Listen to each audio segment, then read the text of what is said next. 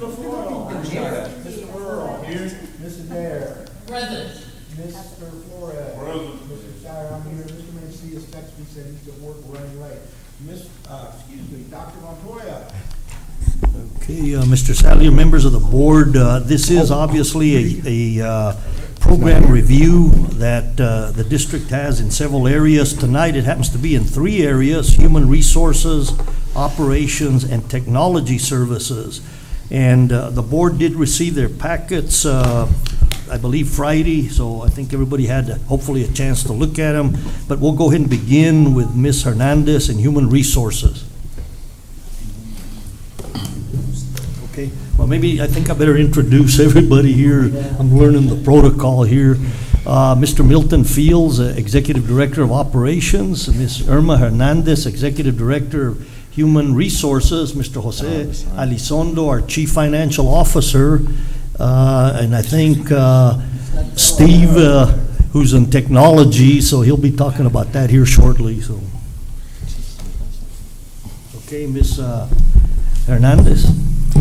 Thank you, Dr. Montoya. Good evening, President Salyer, board members. Let me begin my presentation by saying that I did struggle trying to put a program review together for you. So I'm going to try to explain what I have done in this process, and please feel free to ask any questions along the way. I started with, first of all, identifying the members of the Human Resources Department as I know them to be when I stepped on board on February the 9th.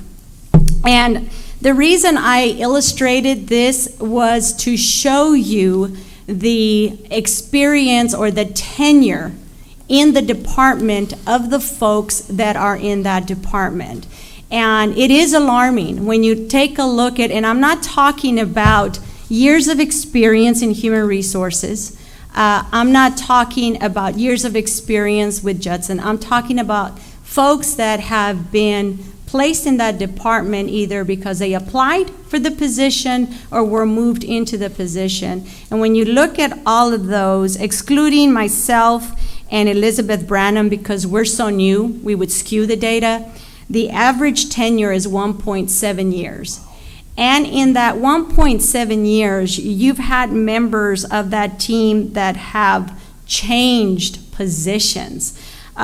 Stephanie Macias, for example, has worked with the district before in prior years and left the district. She hired as a temporary early last year, and then she applied for and was placed in an HR technician position. And she did that for a few months and then was moved to the secretary position.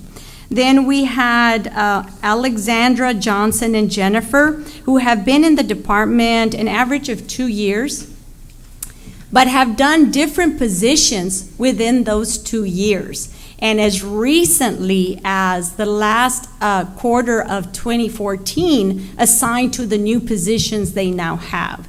So you're looking at a tenure of 1.7 in a variety of different functions within HR. So that to me is of concern.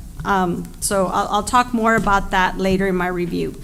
During closed session, I mentioned to you about the restructuring and reorganization that I was proposing for human resources. What you see before you is the organizational chart. Previously, what we had in place was the Executive Director of Human Resources Director, and then all the support staff. So what I've done was to try to illustrate where we would have some accountability and folks responsible for reporting to certain functions so that we can identify and hold accountable those respective areas for the specific functions within the organization, which is human resources. And as you can see, the proposed org chart would have 3 HR administrators reporting directly to the Executive Director of Human Resources, with the secretary, the receptionist, and the records management technician also reporting directly to the Executive director. You would then have the professional staff specialist, who would then support the hiring of professional personnel, which means ensuring that people have their certifications, that people qualify, the background checks have been done, etc., for the professional personnel. We would have the HR technician, which is a position I explained to you in closed session. Used to be 2 HR technicians consolidated into one, which in doing that would give us the money to convert the coordinator position that was proposed and approved by the board in December to be a director, with realizing an annual savings to the district of $11,000 while creating efficiencies within the department and bringing in the skill that we need in human resources to help me lead this 1.7 team tenure in human resources. Then we would have the director of auxiliary and substitute personnel that we hope to bring to you for approval in the April 16 board meeting, if you approve this reorganization structure as it is proposed. And we would have the substitute system, which would be all the hiring and managing of substitutes, as well as all our auxiliary staff. And as I mentioned to you in closed session, our auxiliary staff are just as important as our professional, and they have just as many needs as our professional do. And then I'll illustrate to you where I have areas of concern with regards to our auxiliary personnel. The human resources goal is illustrated there is really our primary function is to recruit, hire, and retain the highest quality individuals. And we have to have in place programs, systems, and operations to help us sustain that long term. That is the most important thing that human resources done. We are I like to refer to our department as the living room of the institution. This is where we greet our employees for the first time. This is where they get their first perception of who Judson ISD is. This is where, after we hire them, we have those crucial conversations with them about how good they're doing, about where they need help and training and mentoring, about promotional opportunities and growth plans. And sometimes those crucial conversations are just that it's not going to work for you, and it's not going to work for the district. But we need to ensure that the process and the practices are in place so that that is done in accordance to industry standard and the law and policy. And then it is the living room of the house where we exit them out when they are retiring or they make other choices. So I've listed some of the general areas of responsibility. As you can see there, I list recruiting, hiring, and retention because we are a people business, and that is the most important function of the Human Resources Department. Of course, followed equally as important, state, federal, and local compliance, compensation, position management, training, and customer service, to me, is key. On page 3, what I've done is I have, with the assistance of Jesse Cortinas, have received some data that is in our system. And what I want to show you on the top chart is you're going to see active employees in our rosters as of the end of the month, February 28th, because I wanted to cut it off at a certain point. We have 3,817 people. Trustees, we're not a small district. We stopped being a small district a long time ago. When you're looking at organizations with respects to benefits and compensation in the insurance industry, a large employer is 1,000 plus employees. When you look at the teachers that we have as of 2/28, 1,578 represents 41% of the total employee group. I've included in this group substitutes. While they are part-time employees, they are important, crucial, and critical to the success of our operation and the success of our students. Professionals, 338 represent 9% of the population. Paraprofessionals, 520, 14% of the population. Manual trades, 658, 17% of the population.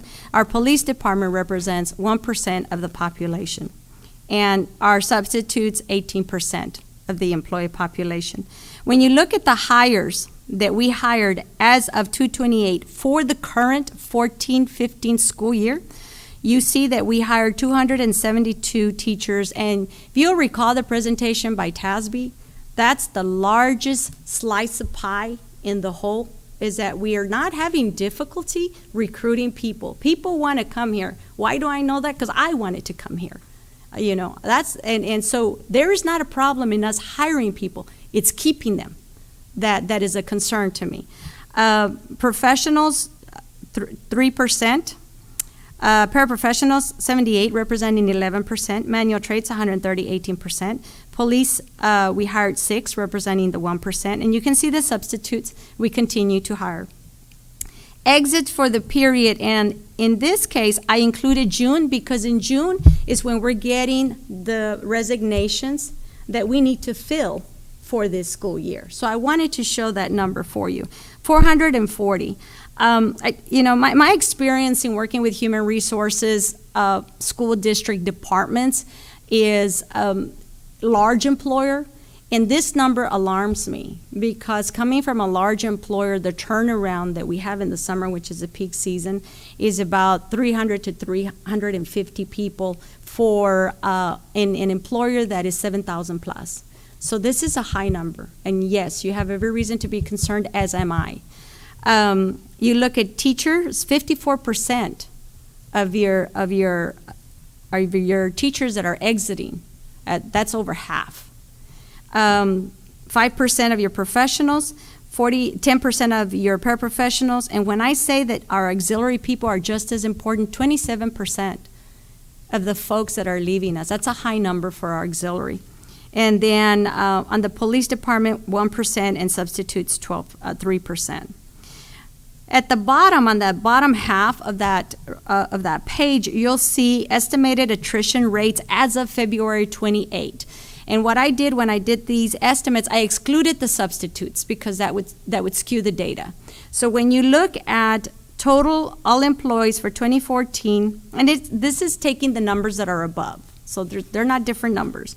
So you look at active teachers, 317, exits, or active employees in general, 3,117, and exits 428. As of February 28, we are at an estimated attrition of 13.8%. And at a district this size, with us bringing in as many people as we're bringing, that is alarming. We should not be in the double digits. When I broke it down, because I wanted to show you by area, you'll see that the teachers, the manual trades, and the police are highlighted. Those are your double digits attrition. 15% for teachers, manual trades 18.3%, police 17.4%. While the police department is a small department, 1 or 2 people turnover, or 3, represents a high number. So what's going on with our police department? And they do work a lot of overtime. I was reviewing some of their records today, as a matter of fact, for another reason, and they do work a lot of overtime. So the question is, do we need to do an analysis as to how much do we pay overtime, and instead of paying the overtime, hiring more staff? Because after you work, if you're a family person, which a lot of us are, working those kind of hours detaches you from your family and from those obligations. And they need to have a happy medium in order for them to be successful and to remain loyal. So many people will decide to go elsewhere where they'll work less and make as much money because they need that balance. They need that professional and that family balance. So that's an area that we can certainly explore more. You'll see on the professionals and the paraprofessionals, even on the hiring and exiting data, it's alarming, but it's not as alarming. So when I tell you that our auxiliary employees are just as important, they are. And this data tells you that we need to meet those needs. And again, the reason for the restructuring and for asking for that additional support of that director, that in fact was a recommendation from TASB as well, to reinstate that position to assist in this area. The data does not misrepresent what is in fact occurring. on page 4, what I have attempted to illustrate to you in the 6 weeks, this is actually my 7th week on the job, is to point out the areas that, as the HR person responsible for the success of this department and ultimately the success of every individual in this organization and our students, my observations are listed on the next 3 pages because I have either found a discrepancy or an inconsistency with some of these areas, or they exist, or they don't exist, or they exist in writing, but the practice is not there. So I don't want to get into, respectfully, into the why we got here. I want to go from where we are today to move forward because I know we can. HR staff training, I started this presentation by giving you the average tenure of individuals, 1.7. And I'm just going to say this, you don't know what you don't know. And so when you have individuals in a position managing an operation, if you don't know what needs to be done or how it needs to be done or in what order or what industry standard is, you just don't know. And so training needs to occur. I am in the process of reviewing our operational budget, and just recently, which takes us to the next bullet, there was a reorganization of the Human Resources Department. And that reorganization involved the movement of employee services and risk management underneath the finance umbrella. So when you restructure a department and there is reorganization of that magnitude, there is impact on operational budget, because the budget is to pay some of those salaries, is to pay some of those operation services that are conducted. In addition to that, there is a separation of a process that, and I can't speak for the integration or the success of that process because I was not here when it was under one umbrella, but I have been in human resources where those services are in human resources, and I know how the processes are integrated. Having said that, I have offered and committed to Mr. Elizondo my support to assist as we transition in this process, having been separated from human resources, a new director hired, and for he and I to evaluate, okay, how are we going to continue to work together to ensure that the operations remain integrated and best service the needs of employees. Leads us to competitive compensation and plan. There was a request of TASB to do a compensation study in 2010. Some of those recommendations were implemented. Good evening, Mr. Macias. Some of those recommendations were implemented as recently as 2013, 2014, if I'm not mistaken. TASB has been enlisted by previous administration to conduct another TASB compensation analysis, of which on February the 18th, TASB did a presentation of that compensation. Administration, Dr. Montoya and Cabinet continues to work on that process. Our goal is to continue to come back to you and report to you ongoing recommendations as we continue to develop this compensation plan so that you are informed in a thorough process before you're asked to make a decision during the compensation. Some of my concerns regarding my review thus far of our compensation program are stipends. There are inconsistencies on how we are paying stipends, and those need to be corrected. There are plan structure. We have a TASB. We have a plan structure that includes the professional operations and the educational operations and the manual trades and the police department. And TASB's proposal is to consolidate those into a plan structure, which I totally support. And we'll continue to talk to you about those specific jobs and where they're going to fall within the plan structure that is being proposed. Substitutes, there has been a request here recently that we conduct a survey to determine how competitive we are with respects to substitutes. I did send out a request for that information with Bexar County area school districts, and I received that analysis this week, as a matter of fact. And are we below other school districts as far as what we pay our substitutes? Yes. And when you look at TASB also did an analysis for the state, and we are below when you compare us to the state as well. So that is in our compensation, that is something that we need to consider as well. We also have a very successful adventure club, and one of the most successful in the community. And it is my understanding that we're one of the lowest as far as affordability in providing these after-school programs. However, while this program has been in place for several years and it is indicated some profits for the organization, there has been no changes in compensation for the part-time employees in those positions. Something for us to consider. I'm certainly not proposing it now, but that program has been very effective for many years. And so one needs to take a look at who has helped us to make that program effective and one of the most successful in the community, in the Bexar County area, and what are we going to do in turn to reward that. So something for us to think about. The compensation notices, I've not seen in some of the files that I have reviewed, and I have pulled several for a number of reasons, compensation notices. That's industry standard, that every year when the board approves the compensation, that we notify each individual what their pay is going to be.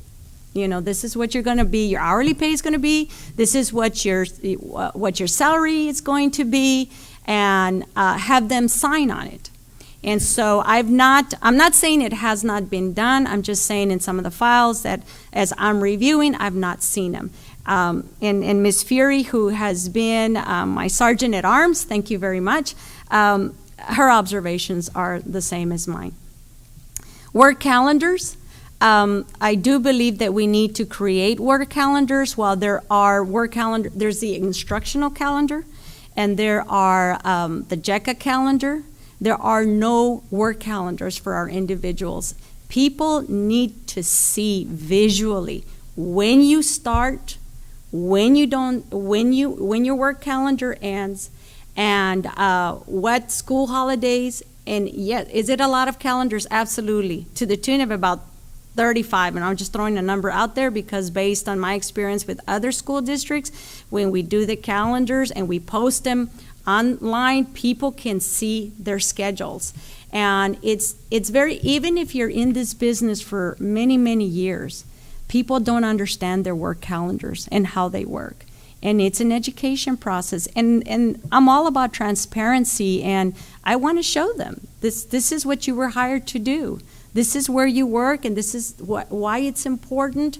And even if it means creating a number of calendars. And I have Elizabeth Branham, and thank you very much, my new compensation coordinator, who is already working on those calendars. So we hope to have them completed, making them a part of the compensation manual and posted online. So that's with respects to compensation. We are also in the process of reviewing not compensation, but as I'm pulling files for one reason or another, we are finding that there are some errors in how people are being paid or have been paid. So we are correcting those as we're moving along, and we are working with legal side by side to making sure that we do it correctly and to ensure that it does not continue along those paths, because it's the right thing to do. Moving on to recruiting and hiring and retention. You can see there's several bullets here. I'm very, very passionate about this piece because that is the most important thing that human resources does. And when I first walked on board the very first week, one of the first questions I asked, among many, was, what is our recruitment schedule for this year? And I got blank stares, and I said, one of our primary jobs every year is to plan in advance where we're going, why we're targeting those areas. And based on our recruitment from previous years and the quality of applicants and individuals that we hired, where do we need to go back again?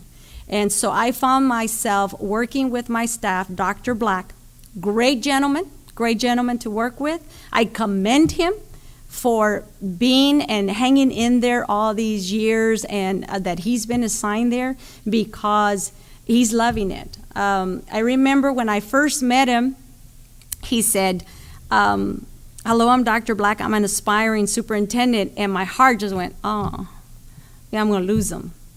And 3 weeks into this, he came back to me and he says, you know, when I met you, he said, I told you I was an aspiring superintendent.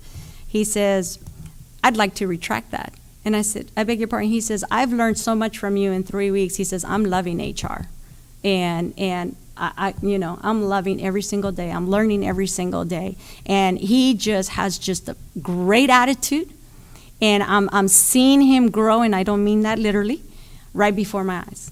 And so very happy to have him as a member of our team. But we quickly put a recruitment schedule together. And so he's on the recruitment trail right now. As a matter of fact, he's at UTSA today. And then he's, can't recall right now tomorrow where he's going to be, peer review, I think I want to say. But we've got it scheduled, we've got it reserved, we've got it paid, we've got a plan. Job fairs, how have we done job fairs? Who goes to those job fairs? How do we prepare for those job fairs? How many do we have in-house? Have we hosted any job fairs? And so those were some of the questions I'm having. And the other thing, we've had so many job fairs in-house. For example, we have a professional transfer process for employees. And we're going through that process right now so they can tell us if they wish to transfer. And we've got principals that are anxious to know who they are, so that they can start interviewing for people that are looking to transfer that are already in-house that could be a good fit for them. So what we're going to do this year is we're going to have an in-house transfer job fair here in this room.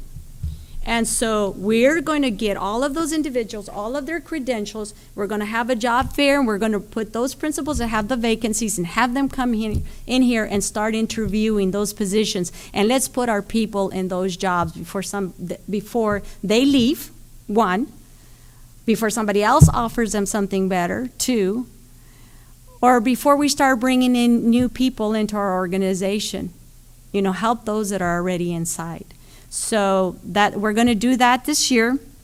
And we're also going to host a mega job fair for ourselves in the summer for recruiting our people for whatever needs we have after we determine after registration what our numbers look like and how many people we need to recruit and in what areas.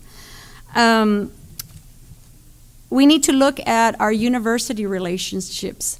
More and more in the educational industry, there are less and less educators, and it is the one individual that all school districts are competing for. But the universities are are having less and less people major in education. And I'll be one of the guilty ones. Years ago, since I've been working in public education, my opinion has changed. But when my family members would turn to me and say, I'm going to school, what should I major in? I said, just don't do education because it's a hard profession and it doesn't pay. And that was years ago. Now, I'm out there recruiting as many people and saying, kids, you need to go in education because our kids need good teachers. So building those relationships with those universities that are producing teachers and can produce teachers, and especially in those hard-to-fill areas, health services, CATE, the core competency courses, all of those areas. Vocational and technical school partnerships for our auxiliary folks. We have positions that are difficult to fill because we cannot find the people. HVAC is one of them, and it's not unique to the school district. Electricians, it's not unique to us. And so we need to build those relationships with vocational and technical schools, and even those conferences that specialize in those technical job classifications, and partner with those. We need to think outside the box as to where we're going to go and recruit from. Strategic marketing initiatives. What are we doing to market ourselves as the school district to work? So look at what we have in place. Again, thinking outside the box and promoting ourselves, our communities, our campuses, our facilities. I've walked into our facilities and I'm in awe of just how wonderful our campuses are. While some people that are living with our community might say that our campuses need this or need that, from where I came from, I'm in awe of the facilities that we have. This room itself, I'm in awe. The technology that we have in the school district, in comparison to larger school districts and their limited resources, I'm at awe at what we have and what we're offering. And I commend you for that. We need to grow your own and have succession plans. We have a JLIP program. We have a PREP program. But what are we doing to integrate those with the hiring process? What are we doing to ensure that those people are aware of the positions that are available with the district and that they are applying for those positions? Do we have those programs in name only that we're not producing, that we're not growing our own? And I'm not talking just about teachers wanting to be APs and APs wanting to be principals. I'm talking about paras wanting to go into become a director, become a coordinator, or an instructional assistant wanting to become a teacher. In previous school districts that I've worked for, that was our hiring pool, instructional assistants becoming teachers. Our auxiliary, having succession plans for them to grow professionally and stay within the organization. So we definitely need to look at what systems, programs we have in place to grow our own, and succession planning. And what are we doing to prepare for when people are retiring so that people are ready to promote into those positions or apply and qualify for those positions? Job postings and funding. Our job postings, normally the way we have it right now, when you look at our webpage, it shows, for example, by campus, it'll show specifically which campus has a vacancy and what the vacancy is. I'd like to transition that into general teaching postings, because when you make it that specific that it is for a campus and for a class, then people become very selective and they might not want to go to that campus and might not apply. When you create general postings for teachers, then you want to teach at Judson and you're going to teach wherever the vacancy occurs and wherever we have the need. So something to consider. Yes, ma'am. I'm sorry. I've got a counter full of stickies, so I thought maybe I better start asking some questions. But right there at that point, because if we get too far, then I'm going to have to go back and you'll have to repeat a lot of areas. But right there where you said that point, that's very important. We tried it the other way. Some people can work with some people, and parents take into consideration the distance. So when we have the pool general, and then they were hired, and let's say it was Wagner, then their travel time was further than if they had to go to Judson. So then they weren't happy or they didn't stay. And so I understand what you're saying, but if they don't want to work at a school, we don't want them there. Agreed. Because then they're not going to be the best fit for our kids.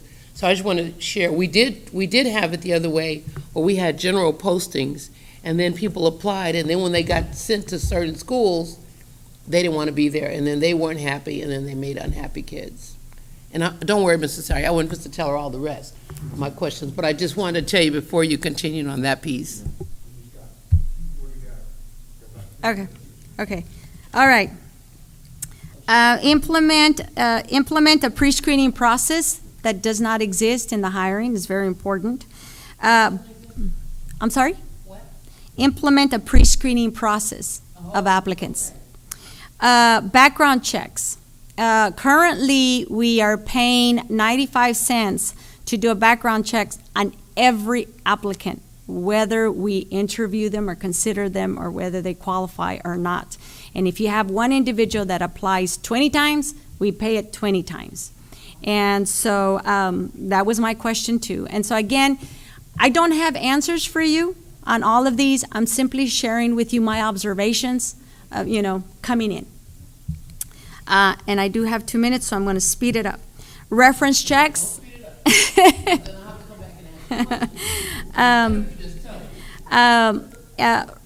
Refine our processes for reference checks. There's some inconsistencies as how we handle that, and you can see the effects of not doing references on the employee issues with the non-renewals, with the grievances, etc. It just has an adverse effect on operations and budget. Clerical assessments, we have a job description, and this is a personal experience of mine, as I had asked Dr. Black and Ms. Fury to put together a panel to interview and screen for the HR technician. So when they told me they had scheduled it, and I said, okay, fine, do you have the questions in place? No, so I produced some questions for them that were good questions, and I said, okay, let me see the clerical assessment. What does that look like? We don't do clerical assessments, but it's on the job description. So we put a clerical assessment together because the job says you must pass the clerical assessment to be considered. So I need to review that process and that practice, and if we're going to continue the clerical assessments, which I highly recommend, we need to have a process in place to ensure that we're doing that. Health physical exams. We are doing health physical exams for certain groups of employees. I'm not in agreement with how we are with that practice. TASB recommended that we do away with it. I've consulted with legal as well. They've recommended that we do away with that. And so it is something that I'm seriously considering because of potential liability to the district. Minimum requirements, certification, service records. I'm seeing inconsistencies on people in positions that don't have the minimum requirements of the position, certifications for the position, and service records are not correctly, or the pay is not, does not match the service records, or the service records are not complete. So, and we're in the process of reviewing that. There was some placements of positions or people in positions before we came to the board. That has stopped. I just want you to know that, because there are positions that require board approval. They should not, even if they're in-house, they should not be moved, so that has stopped. New employee orientation, was very impressed, by the way, when I did the new employee orientation because it was automated. And having come from 2 large school districts, I had not seen that. So it's very, very, again, I commend you for the technology and some of the systems you put in place. Very, very impressive. Mr. Elizondo and I will continue to work together on, because employee services does a part of that orientation, and then there's a human resources component to that. So we will continue to review that to ensure integrity of the process and compliance with the process. Substitute orientation, we do that monthly. It is my recommendation that we also do a summer conference for our substitutes and do a thorough training of all of the positions that they substitute for, because they are the teacher when the teacher is not there. So want to consider that for this summer. Review our mentor support and training initiatives. Take a look at what's working. Take a look at what's not as effective and see what we can do to improve in those areas, because that's how we retain our people. That's how we help our people grow. That's how we build our own. So need to look more closely at those initiatives. Certainly need to improve excellent customer service. We can always improve in that area. And that should be a key focus of human resources, as I stated earlier, being the living room of the organization. Service awards, I have some suggestions about how we can handle service awards and give out service pins to recognize people's loyalty to the organization and tenure to the organization. There should be some form of acknowledgement every single year, and we should be consistent about that. Distinguished Educator happened on the first week on the job that I was here, and I was not able to contribute. I was more of a spectator and helping people sit because I didn't want to get in people's ways. They had already planned it, but you know, we need to make sure that we include the police department in that process. That was a category of employees that were not included. And we certainly need to do better planning in ensuring that people are notified in advance. It was that week that I was there that I came to the realization that people that were recipients of these awards had no clue, which is why you saw so many empty seats in that stadium. And I also would like to see student involvement in that process, and the students recognizing and seeing, you know, just the quality of the educator that we have on their behalf. So I would like to somehow have students involved in that process. Longevity supplement stipend, I'm not recommending that this year, something for us to consider, that we might consider at some point doing a one-time stipend to award longevity. Every organization goes through highs and lows, goods and bads, and there are people through thick and thin that have stuck with us. And that is a form of recognizing those individuals and awarding them for their loyalty to the organization, even through those difficult times. Again, I'm not recommending it this year, but just something to consider for future years that we can implement. Job descriptions, we are in the process of reviewing job descriptions. As I mentioned, Ms. Adair, that you asked why they're not in the internet.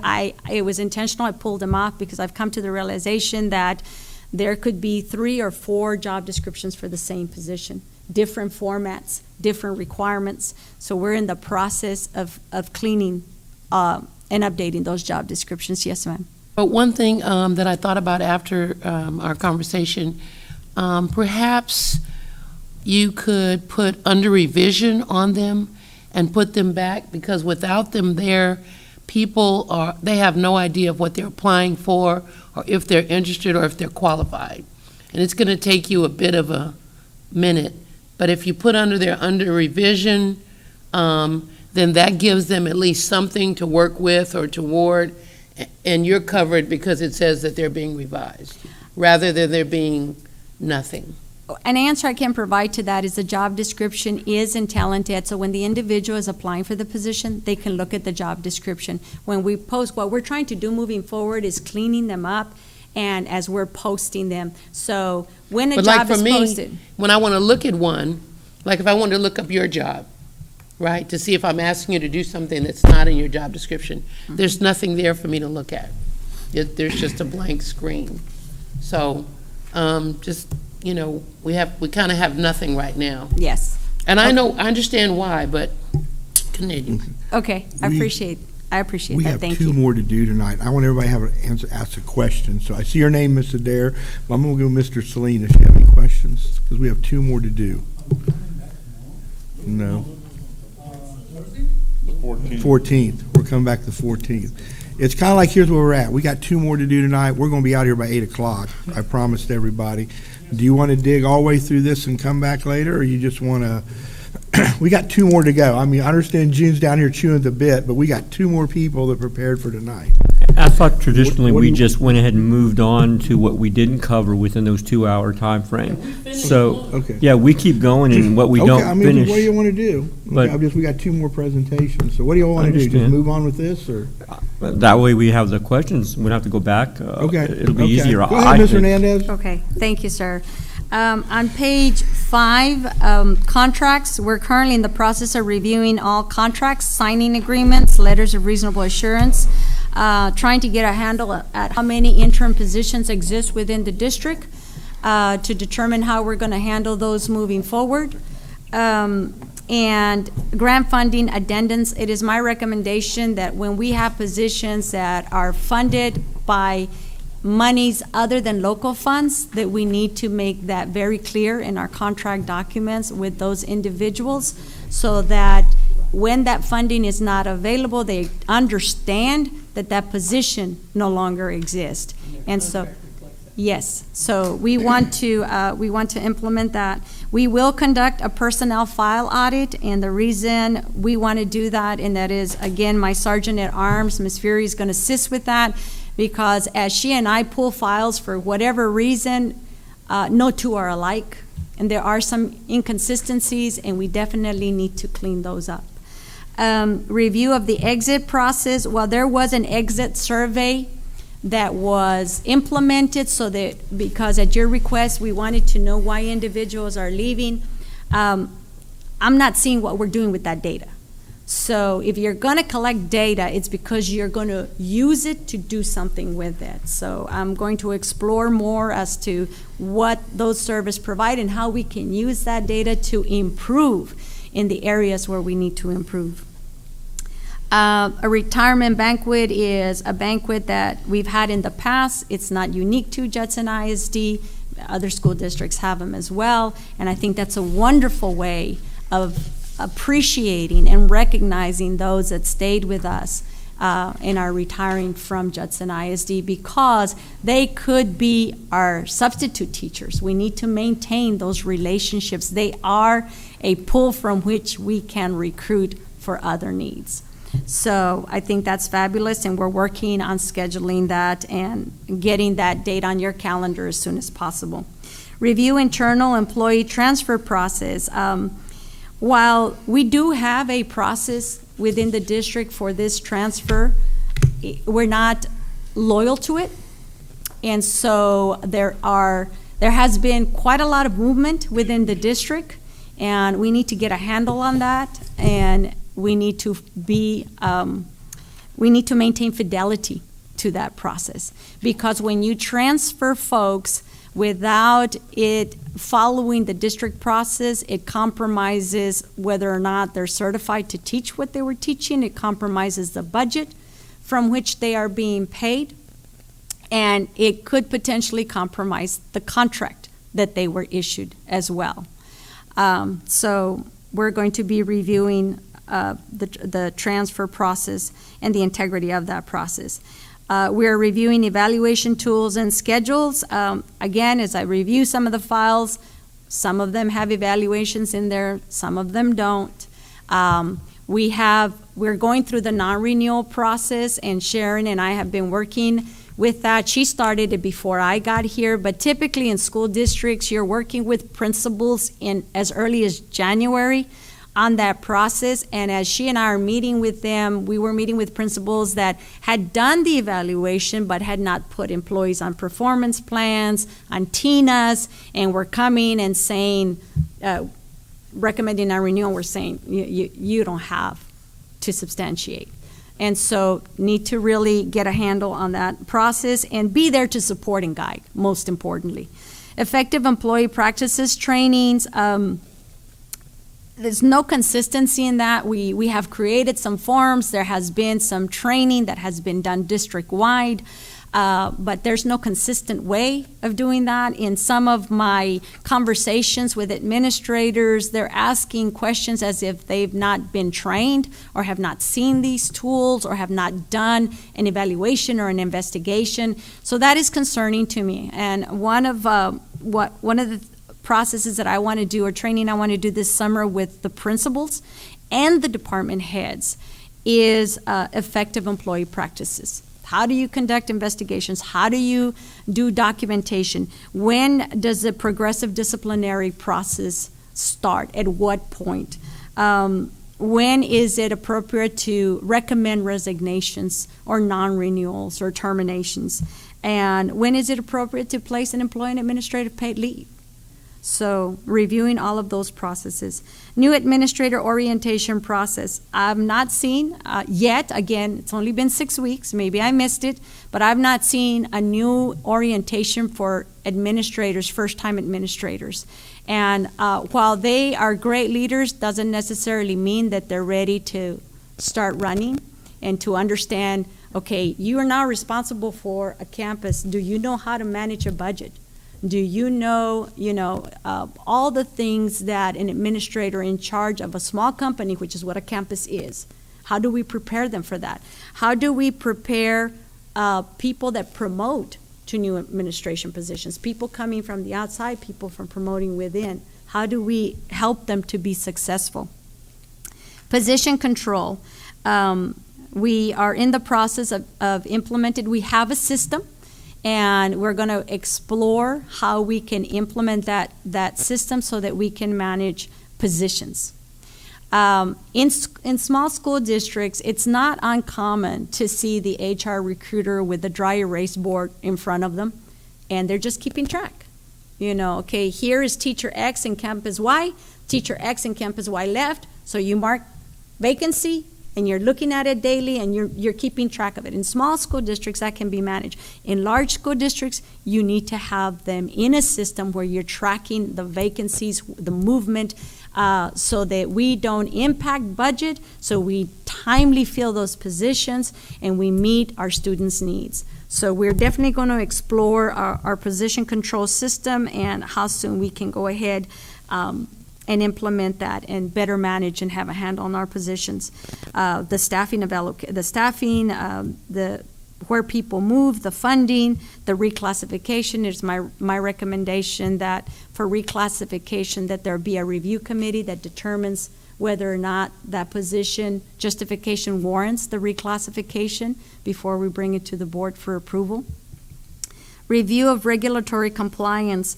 I've been to a couple of the campuses, and I've yet to see the federal and state postings that are required. And we are not complying with that. I've not gone to every campus, but even here in this building, you don't see those federal and state postings. And so we need to ensure that those are in every campus and in every department that are easily accessible to employees to read and know what their rights are under the law. So that's the review regulatory compliance section. Review of district policy and procedure. We do have inconsistencies with how policy reads and how we practice or interpret policy.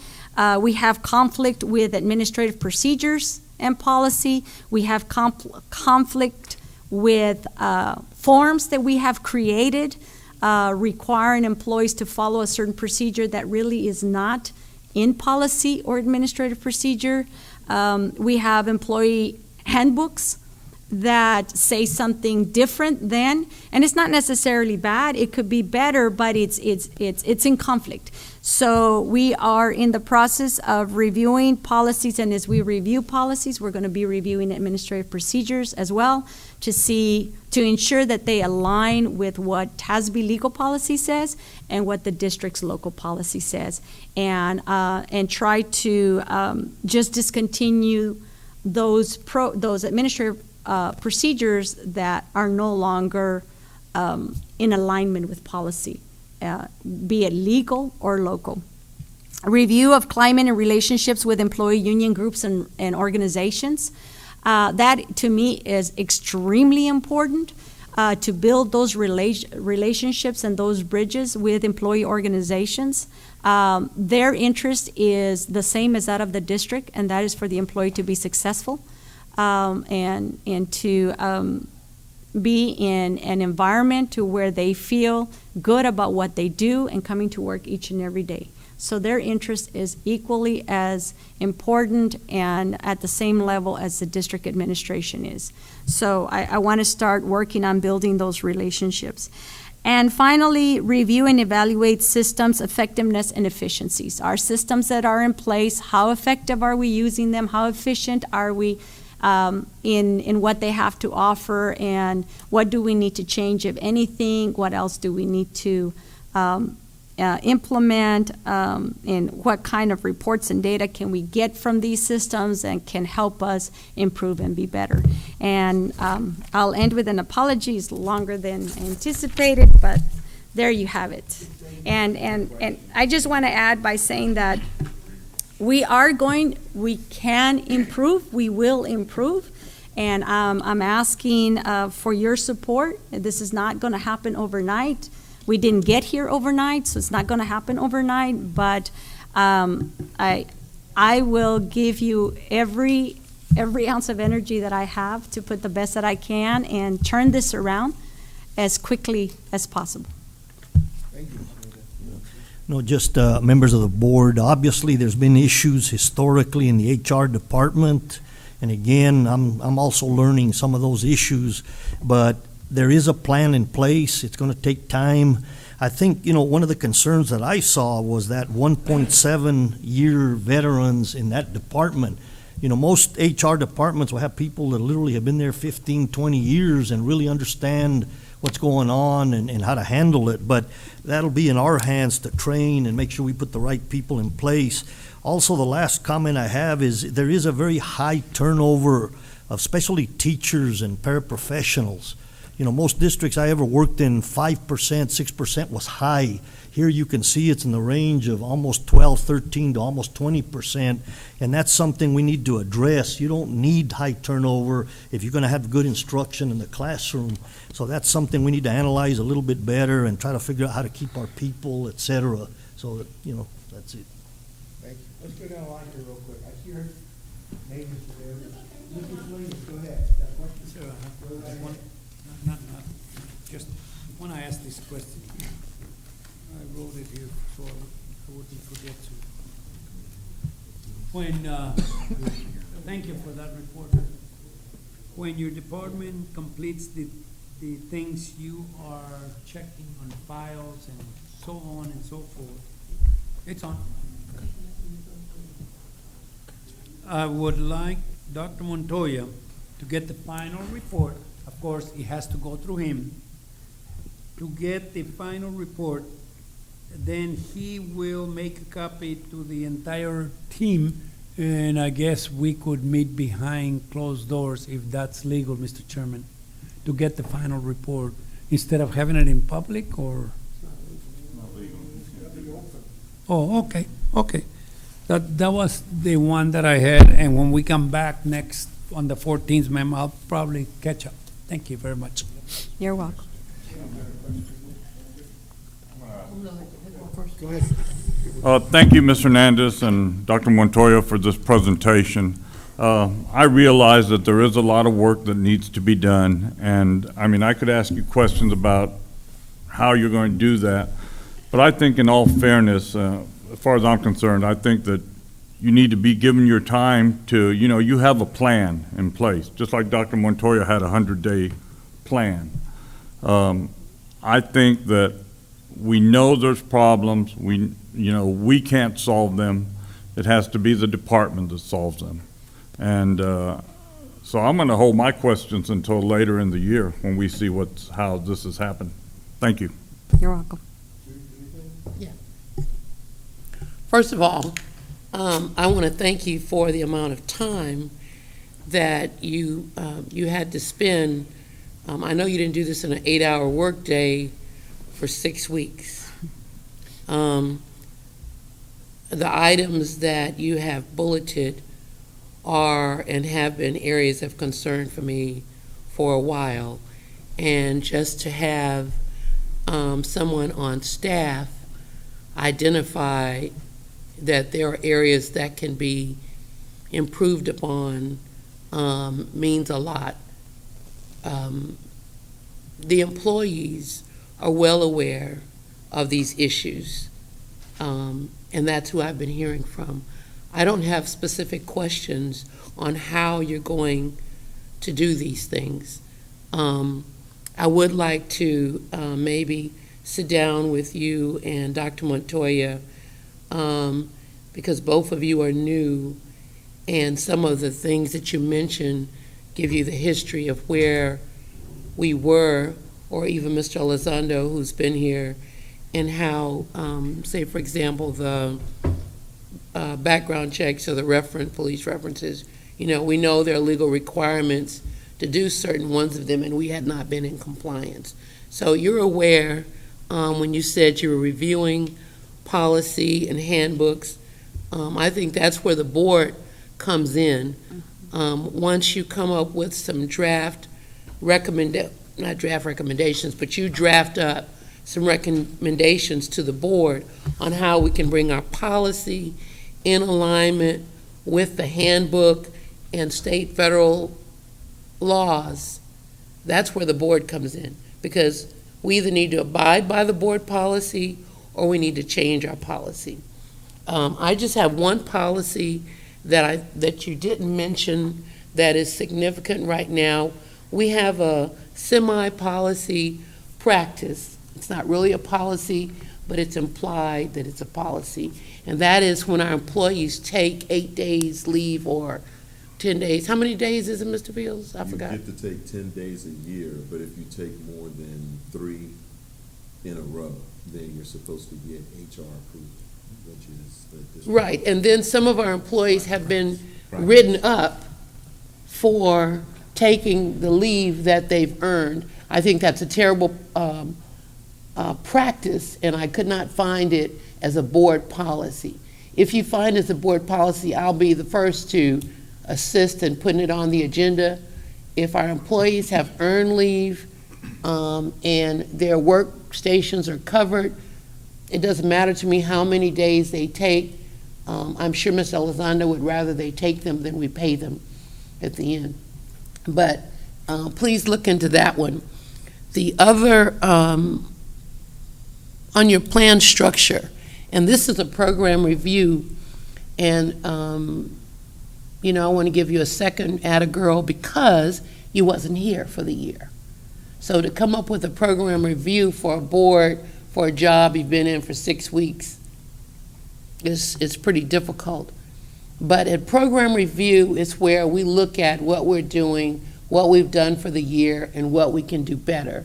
So when I look at your plan structure, before you come back, I would ask that you look at similar districts, our size, and look at their staffing. Our biggest competitor is Church-Cibolo and Harlandale that have the same size. Of course, we compete with Northside and Northeast, but they're a lot bigger than us. And I haven't found, if you can show me, I'm open, but I haven't found the level of HR staff with the salary level that we're paying for the size of our district. I found more people, which is what we discussed when we approved the coordinator position. So the compensation coordinator, that position was raised to coordinator, but the board did not approve a compensation coordinator. Somewhere in the mix of things, HR rechanged that job and changed those positions. So that's also why, as a board member, I want to see the job descriptions, because you guys are, not you personally, but HR has been changing job descriptions after the board approves a salary amount for a certain amount of responsibilities. When I approve someone to make $200,000, and I use that number because you know it's nobody, okay? And they tell me they're going to do this, this, and this, I'm voting for that because I'm expecting that's what they're going to do. After I vote to do that, and HR changes it and removes duties and continues to pay $200,000, I have a problem with that. Then I feel like I've been deceived as a board member. So, and we talk about transparency, you'll find I'm pretty direct. Try not to be offensive, but I don't want any misunderstanding about where I'm coming from. But I really do thank you for all of the effort you put into this, because this had to have been very difficult for you to do, having been 6 weeks on the job. Thank you. Mr. Merle, yes, a couple of quick things. First of all, I'm remembering what Mr. Darris says. I think you had been here 2 or 3 days when I first met you, and I realized that the problem that HR department has had, but for you to come up with a comprehensive plan on every area that's in need of the district in this short of a time is great. And I'm, like Mr. Floyd says, you running HR, the plan that you have, I'm not gonna interfere because looking at this, I think you really know what you're doing. And you have a really good start on getting things done the right way. So drive on. One thing though that you had said on page 3, when we look at the teachers that exited, you said we had 237, which is 54%. That's 54% of what? It's, where do you see the 54%? But it's the Oh, third. up there, it's right. 54% of the total number of exits, up about 440, Oh, okay, 440. okay. Total number of, yeah. Right, represents when it was under teachers, and I look at how many teachers we have, and I said, that's nowhere near 54%. Okay, that's it, and again, job well done. Thank you. I'll echo the same thing. This is more than I expected, believe me. What I want to know is the exits down there, the total all employees, where there was 428 exits, and of that, 237 were teachers? It was 440 exits, on the very top, you see exits for period Okay. 6/1 through 2/28 is 440. As of February the 28th, from that time frame, we've had 440, and of the 440, 54% or 237 are teachers. That includes the folks that resigned or retired at the end of the school year. Is there Which- any standout in there that a certain area teachers are leaving? As I restructured the personnel report and the feedback that you provided to me, that's going to show you, once we group them by the campuses, you're going to see consistently where they're leaving from as I group them. When are we going to get that? I'm sorry? Are we going to receive that? in a- Yes, that's, the personnel report, I reformatted it to give you more information, and feedback I received from the last meeting was to group them by campus, and that's going to give you more information as to where they're leaving. Also, as I mentioned earlier, we do have an exit survey that is being sent out to employees, but we're collecting the data, but what are we doing with the data? Yeah. So we're going to start looking at that and try to analyze what those responses are. Now, granted, people that leave, and I'm just as guilty, when I left my previous employer, I received that request for an exit interview, but my mind was already here on what I need to do, and I didn't respond. So you do have people that don't respond to that. And when they're leaving, when you do have people that respond, it's usually not a positive response. Another thing that bothered me, you said you were going to get away with the health physical exams? My recommendation is to do away with them, yes. That's a little dangerous, isn't it? Because especially in Mr. Fields' area there, if we get a custodian in there that has a back injury and comes in there, is mopping the floor, and he goes down, they come back to us for compensation. There are various concerns on how we're conducting them and the type of things that we are examining them for that are not in the job description. Well, I think that would call a lot of stuff in the job description on somebody like that. And we have no data, at least none that I have seen, that shows that us paying $65 for every one of those is preventing workers' comp injuries. Okay. That's probably because we're probably catching some of these ones that are coming in with back injuries and stuff like that. Job fairs, you're saying you're going to have a job fair for just the people that are working here? We do have annually an internal transfer process where we give employees the opportunity, if they want to move to another campus, for whatever reason. We give them that opportunity, and we basically, in the past, it is my understanding that we provide the list of principals and then they start calling. We want to facilitate that process. Again, that goes to improving customer service and facilitating the hiring for principals. They have a tough job as it is, and they have enough on their hands, and it should be our job to facilitate that process, to bring the applicants to them in a format that is structured, and they can conduct their interviews and make their recommendation for selecting the candidates that are already in-house. Well, when will that be done? I believe we put it for late April. I believe it's late April, because the transfer process will end here shortly. It only takes a couple of weeks for those lists to come in, and then for us to organize. And I apologize, we did reserve the room. As a matter of fact, it's going to be here, but I can't recall the date. I'm sorry. I can get Okay. that for you. Thank you. You're welcome.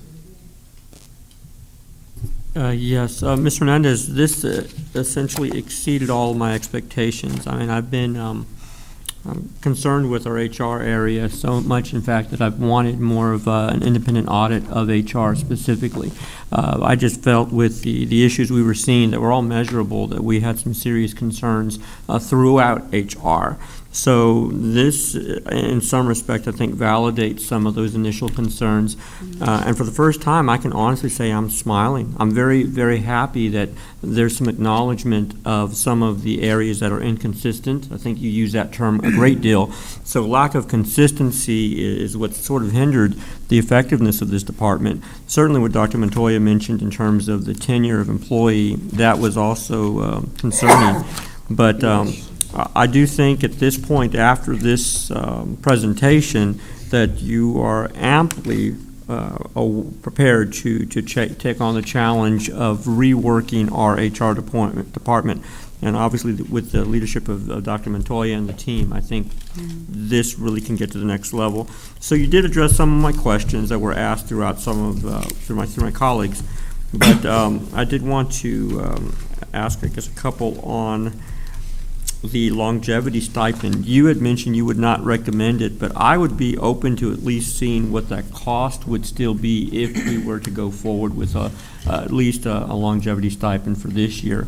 We've used our fund balance to do one-time payments, and at this point, if we're trying to really build that bridge, who knows? It may be affordable, it may not, but at least I'd like to take a look at that.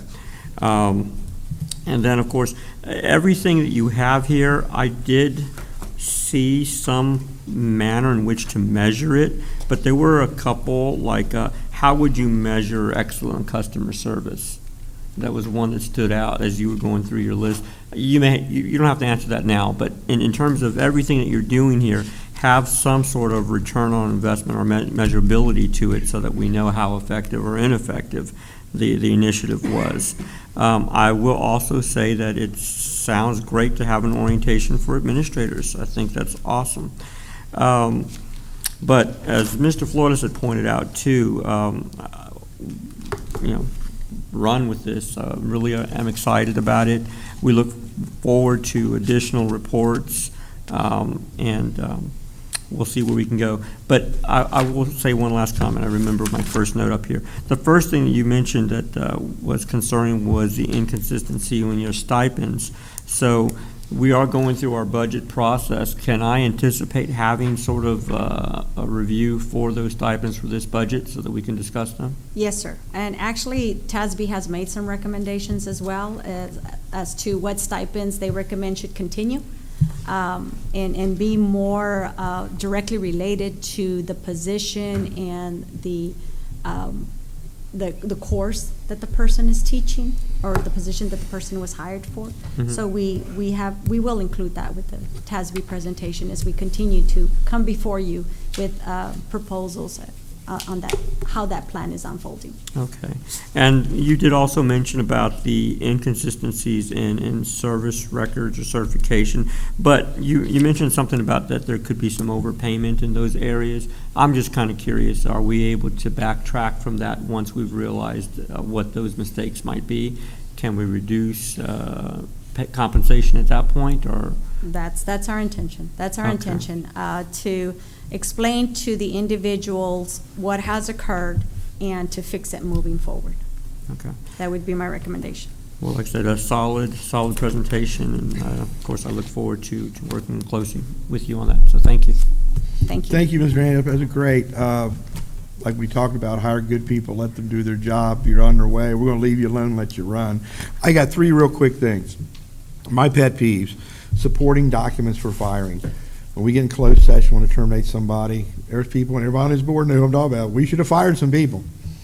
But we didn't fire them because we had no supporting documents. So we really need to hit that supporting document. Number 2, substitutes. Everybody knows my pet peeve is what we pay for substitutes. Ms. Howard did a little evaluation of why we pay substitutes. We found out that we are the biggest culprit of paying substitutes because we train people, offer training. But we spend $2.5–3 million each year on substitutes. That's a lot of money for substitutes. So look at that real hard, how we can, think outside the box, as you say, and figure that out, okay? Number 3, police department. Just about every department in the country and in Bexar County in Texas pays a little extra money for the level of police officer you have. You're like, I'm a master peace officer, he's a master. It's basic, intermediate. Each police department pays a little bit for that. It's just like a teacher getting money for having a master's. Peace officers should be paid for their level of experience, their level of certification by TCLOS. Look at that also, please. I agree with you. All with it. So, okay, thank you very much. Any bolos? I think we're done. Thank you. Dr. Montoya, move on. Yes, again, this will be something that'll be coming back to the board over time with some solutions, as we said. The next item that we want to share with you is operations. Mr. Milton Field. Yes, sir. Excuse me 1 second. Yes, ma'am. Mr. Salyer. Yes, ma'am.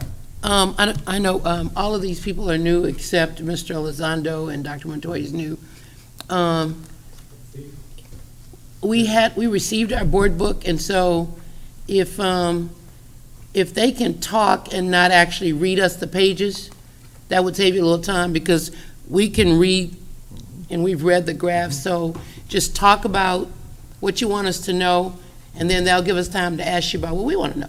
Is that okay with you, Mr. Salyer? That's fine with me. I just want to say that Mr. Young's been here quite some time. I'm sorry, I'm hiding over here. You have been here long. Go ahead, Mr. Field. Yes, sir. As I submitted the paperwork, it dawned on me what Ms. Adair said earlier, that maybe we could streamline the process by hitting on certain areas. So I tried to do a brief description of what the program does, the accomplishments for the year, areas of concern, and then what we have coming up. So although this may not jive with what you have in your books, it's a streamline of what we're talking about for each particular area. Operations is responsible for 7 different areas, the first one being the police department. The police department, the chief doesn't report directly to me, she reports to Dr. Montoya, but I still have oversight over what they do. So what I would like to do is go through and talk a little bit about what they do, and then again, the accomplishments, areas of concern, and so on. So the police department, their goal is to provide a safe and secure environment. So far, they have a total of 2,579 police report incidents documented for this particular year.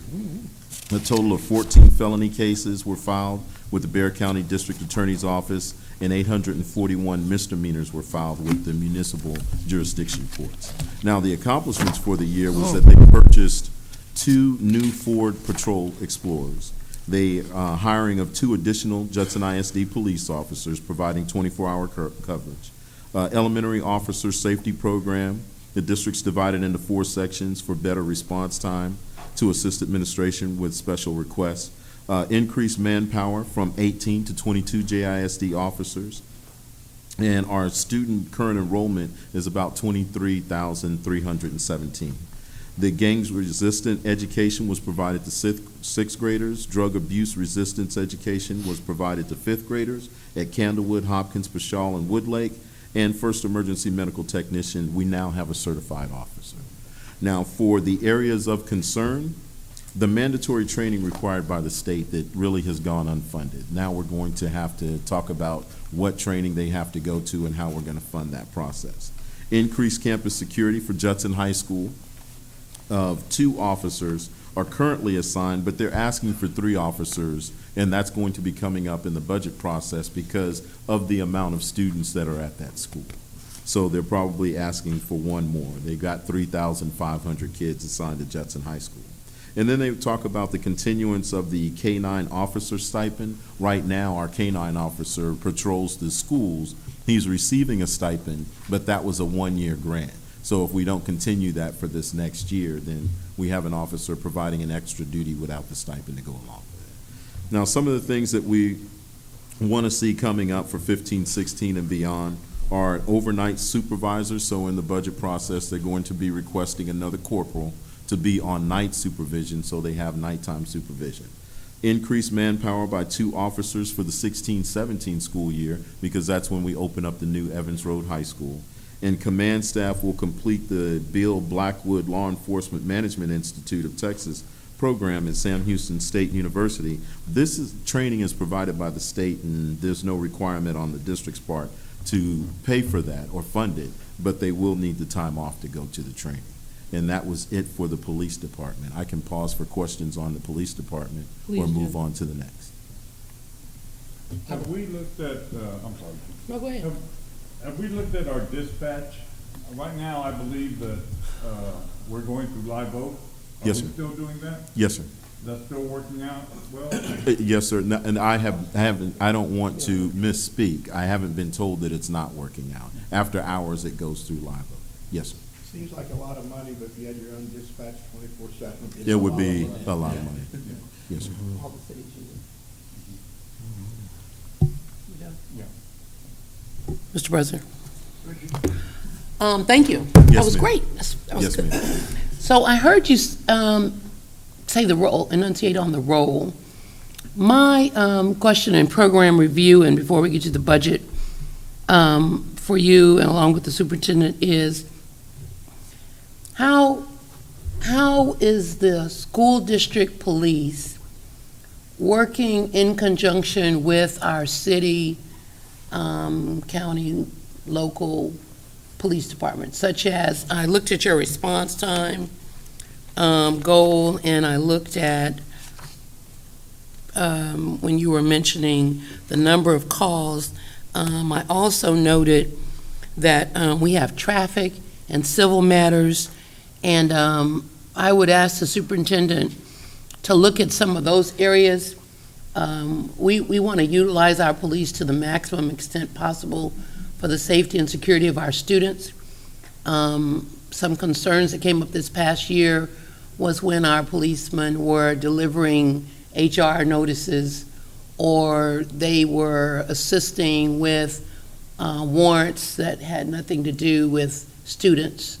And so I'd like the superintendent to look at our police department and how we can ensure that what we're doing is directly related to student safety. Yes, And ma'am. employees, please, student and employees, but not so involved in community matters where we are already paying our city and county police force. Yes, ma'am. And that was really more for Dr. Montoya than you, but Yes, thank ma'am. you. I don't want to negate my opportunity to use my I'm new free card as well. I'm not aware of the HR delivering contract. new too. So next we have child nutrition. Was that it on police? I have a quick question Yes, sir. to ask. In terms of the request, it looks like it'll come through the budget, that request for a third officer at Judson High School.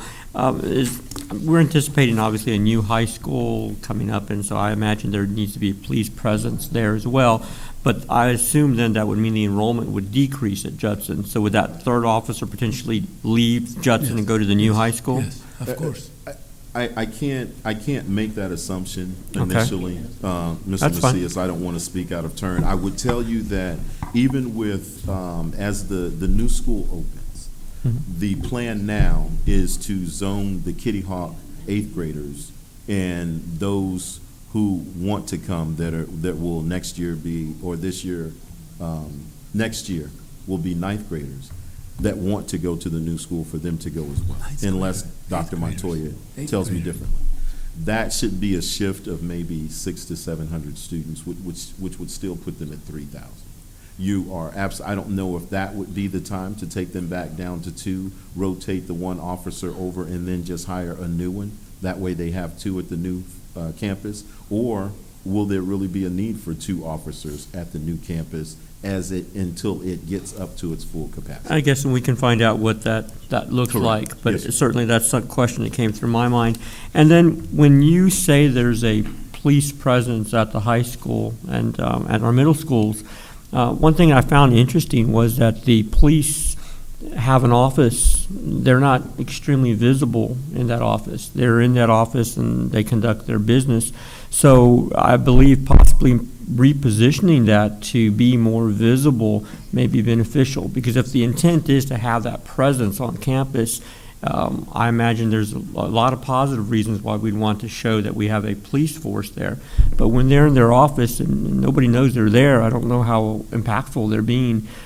Students may run rampant. It could stop a fight. I mean, there's all kinds of things I'm thinking, but I don't know if we've looked at that. I mean, and I've certainly not had a chance to talk to Dr. Montoya or even the police chief to see what the process is of having a closed. Is it because they got to interview people? I don't know. Yes, sir. But certainly, if you can take a look at that when we're discussing that visibility by our police department at the campuses, that would be helpful to know.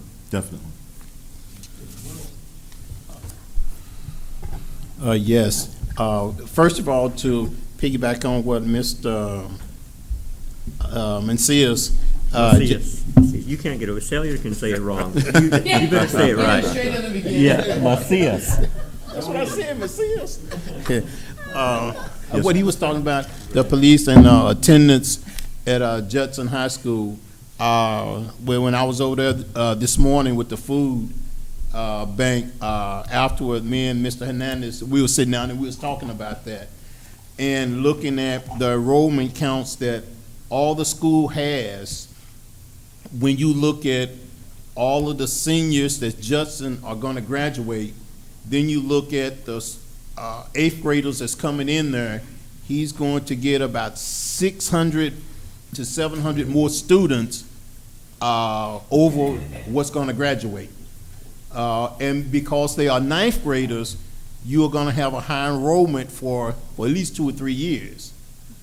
So when you look at adding another police, then I would look at maybe they're going to be there for a couple of years, not just next year, that 1 year, then a new high school opens up, because all of those freshmen are going to turn to sophomores. I would agree. Then on down the line. Say something.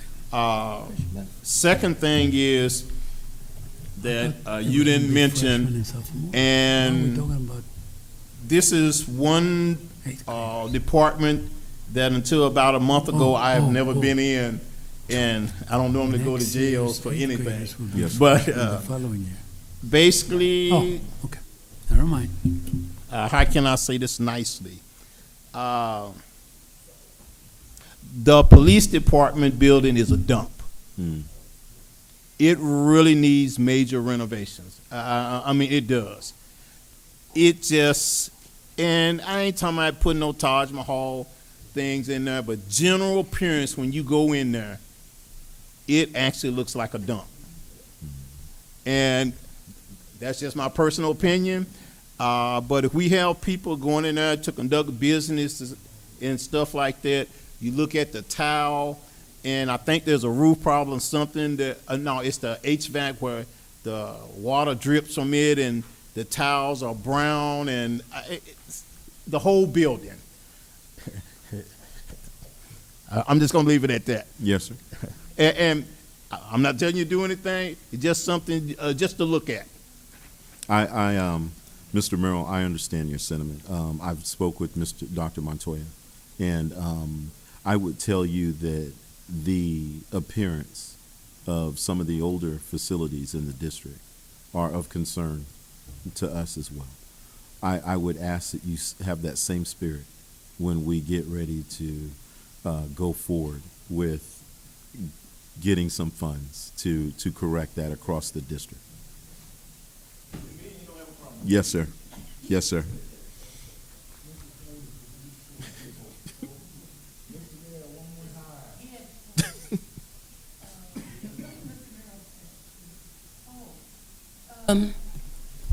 So, listening to Mr. Macias and Mr. Merrill, Yes, ma'am.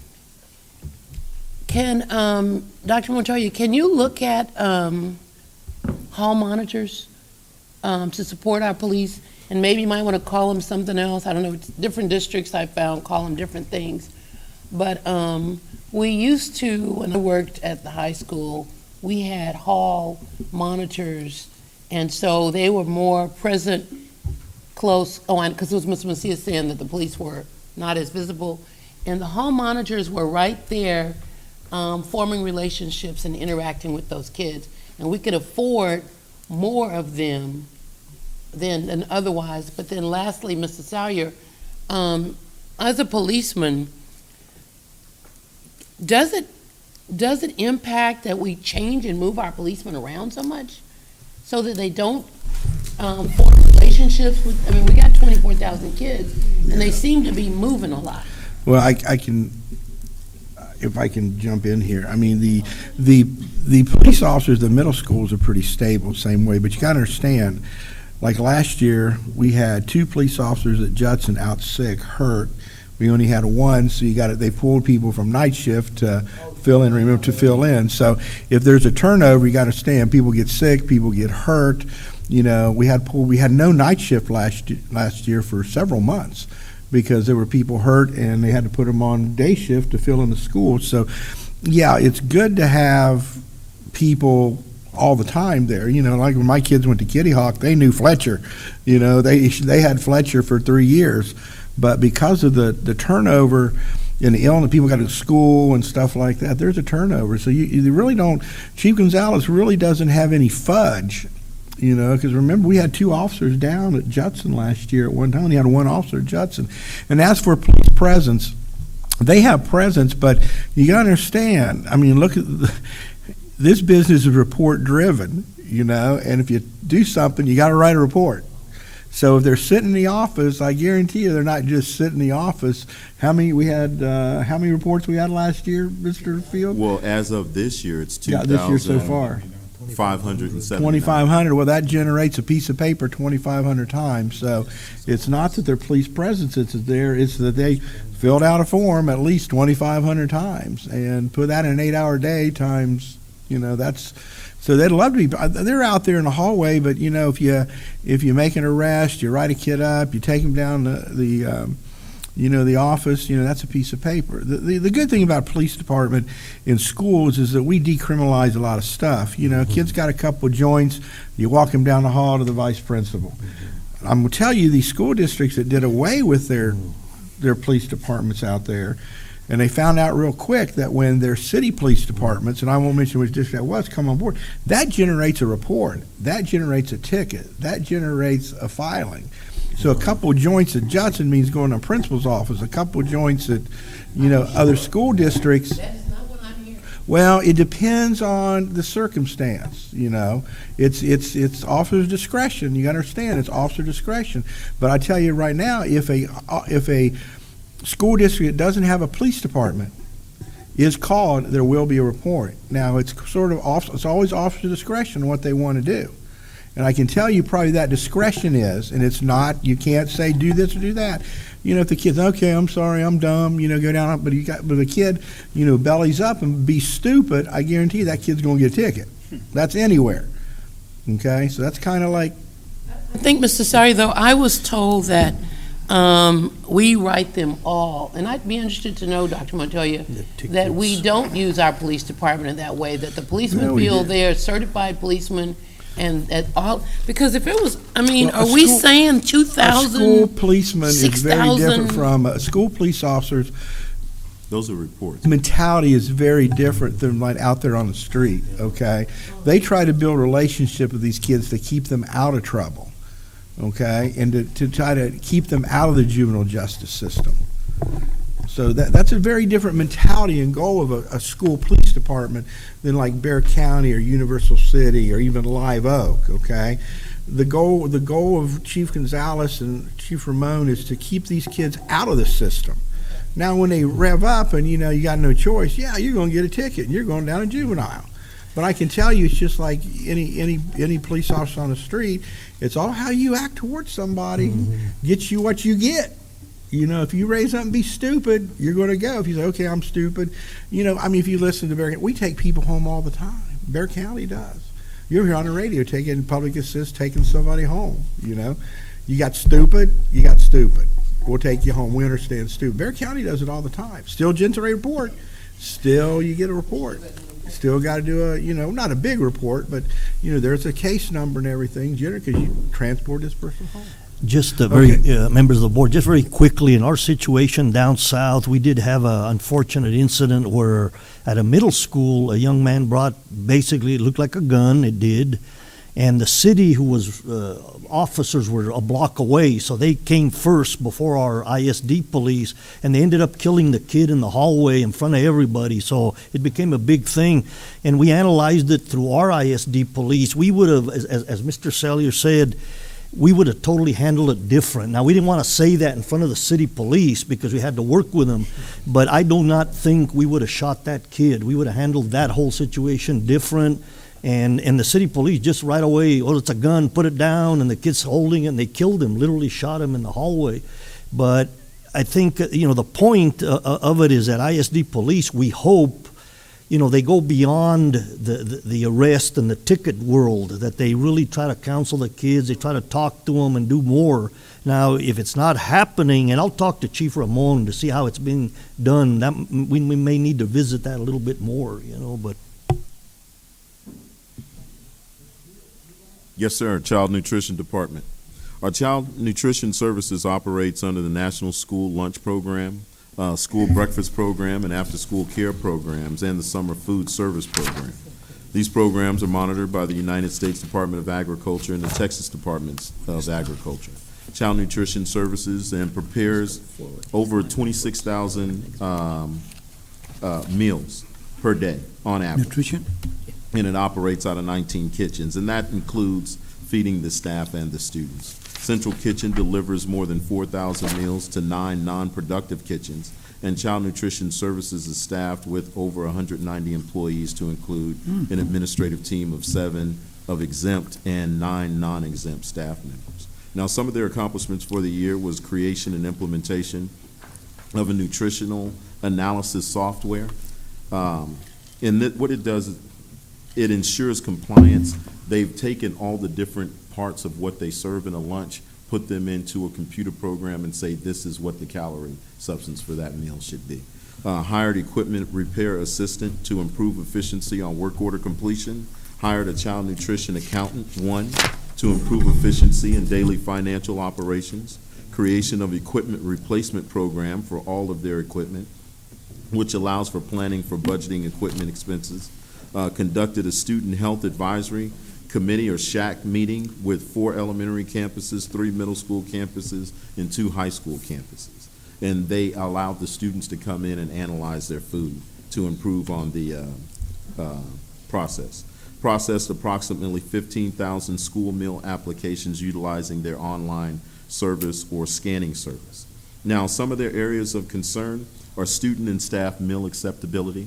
So what they're trying to do is put in a taste of Judson, where they have a certain group of students come in, they cook the meals that they're going to provide during lunch, and then have those students come back and give feedback on how they felt the meal was, and see if we need to change our menu. Training and development for managers and general workers, and they're going to be asking for, and most, if not all, of the requests that they're going to have in the budget process will be funded by their own turnaround because they operate in the black. Special diets and nutritional education are concerned because they have the person who's second in charge of child nutrition also doing the diet counseling for most of the students. They need a person dedicated to that. And equipment maintenance repair requires 2 full-time people. Right now, they have a person and an assistant, and they'd like to go to 2 people who work full-time in that particular area. And coming up, implementation of new menu items to include whole muscle chicken products, implementation of daily second choice at non-productive kitchens, because right now, once they fix those meals at the non-productive kitchens, they'll go deliver them, but they don't really have a nutritional second choice because they can't prepare all of that. They want to move to a consistent salad that you can get in replacement of that. Create a curriculum and training program, create committees for more employee involvement, work with IT to create a digital menu board for secondary locations, and then work with IT to provide daily menus and nutritional analysis in the parent center as well, so the parents can look it up. And then I pause for any questions on child nutrition. Thank you, Mr. President. Mr. Fields, if we go to, well, this one doesn't have a page. You need page number. It's the manager in training. Yes, I don't sir. know what page it is. Yes, sir. After the shack. You Yes, see sir. it? Yes, sir. I put a question mark on number 2, pending approval of HR coordinator position. That- My understanding was that we were not going to create another HR position separately from our HR. Now, that You're HR correct. person can assist, bring folders, interview, and then bring them to HR. I don't have a problem with that, Understood. but not for them to do everything. What, I would tell you that we've spoke with Mr. Jones, and we've relabeled, or he's renaming that position to the training and staff development individual that we talked about before, to increase the training. And he's going to be asking in the budget process for a new area to create a training venue, and then have someone who's responsible for the training that goes on inside of that area for all of the staff. So if they need to do training on cooking, if they need to do staff development in any particular area, they'll have a person dedicated to it. And that's not going to be an HR person, but a staff. okay, but no No HR no, sir. director or whatever? No, Okay. sir. Thank you very much, sir. Yes, sir. I know you're a newbie here, but Yes, sir. we'll give you a break. What has happened to the full kitchens that we were supposed to have? The full They- kitchens Oh, at yes, the they 9-9. were supposed to be putting full kitchens at all our schools. I don't know. The ones that didn't have them were supposed to get them, which is a lot of our schools. The new schools all have full kitchens. And there was talk a while back that they were going to start doing 1 or 2 a year, upgrading them to full kitchens. Yes, sir. Please allow me to look into that. I'm not- Okay, thank you. I can help with that, Mr. Paul. At the last bond issue, can you touch your mic up a second? Thank you, sir. The last bond issue, the way we were going to do that is at every school to modify it and convert it to a full-service kitchen. Depending on how it's currently established right now, it may cost $2 to $4 million to $5 million to do that for each campus. So the last bond issue, we did a number of campuses to move that. So we're waiting for the next bond issue to fund additional schools, because, like I said, it costs anywhere between $2 to $4 to $5 million per school to do that, and we just don't have the funds available to be able to do that unless it's coming out of a bond. Because to do the 9 schools, you're talking about $45 to $50 million. I was under the understanding that the health, not health, but the, say, get the right name here. Yes, Child District was going to help on this. They can, the funding that they receive from the U.S. Department of Education, U.S. Department of Agriculture, they're not allowed to spend money on construction. So they can buy all the equipment for inside the kitchens, but as far as the physical site, they're not allowed to spend money on that from those funds. Yes, sir. The construction cost is what's really expensive.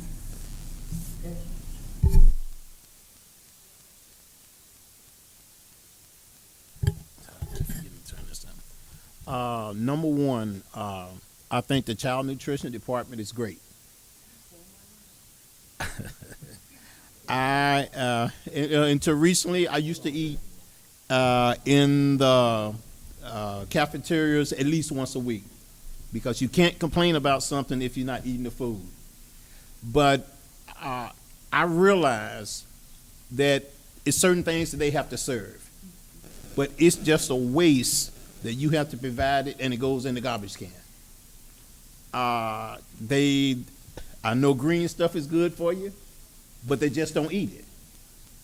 But you have to offer it. And it's really a waste, and I know I don't know. And I've talked to the kids, they just don't like it. Basically because it's green. Junk and potatoes, they'll eat all the time. I do think, even though they within their margin, their breakfasts are really, really high sugar. And no wonder our kids bounce off the walls all the time.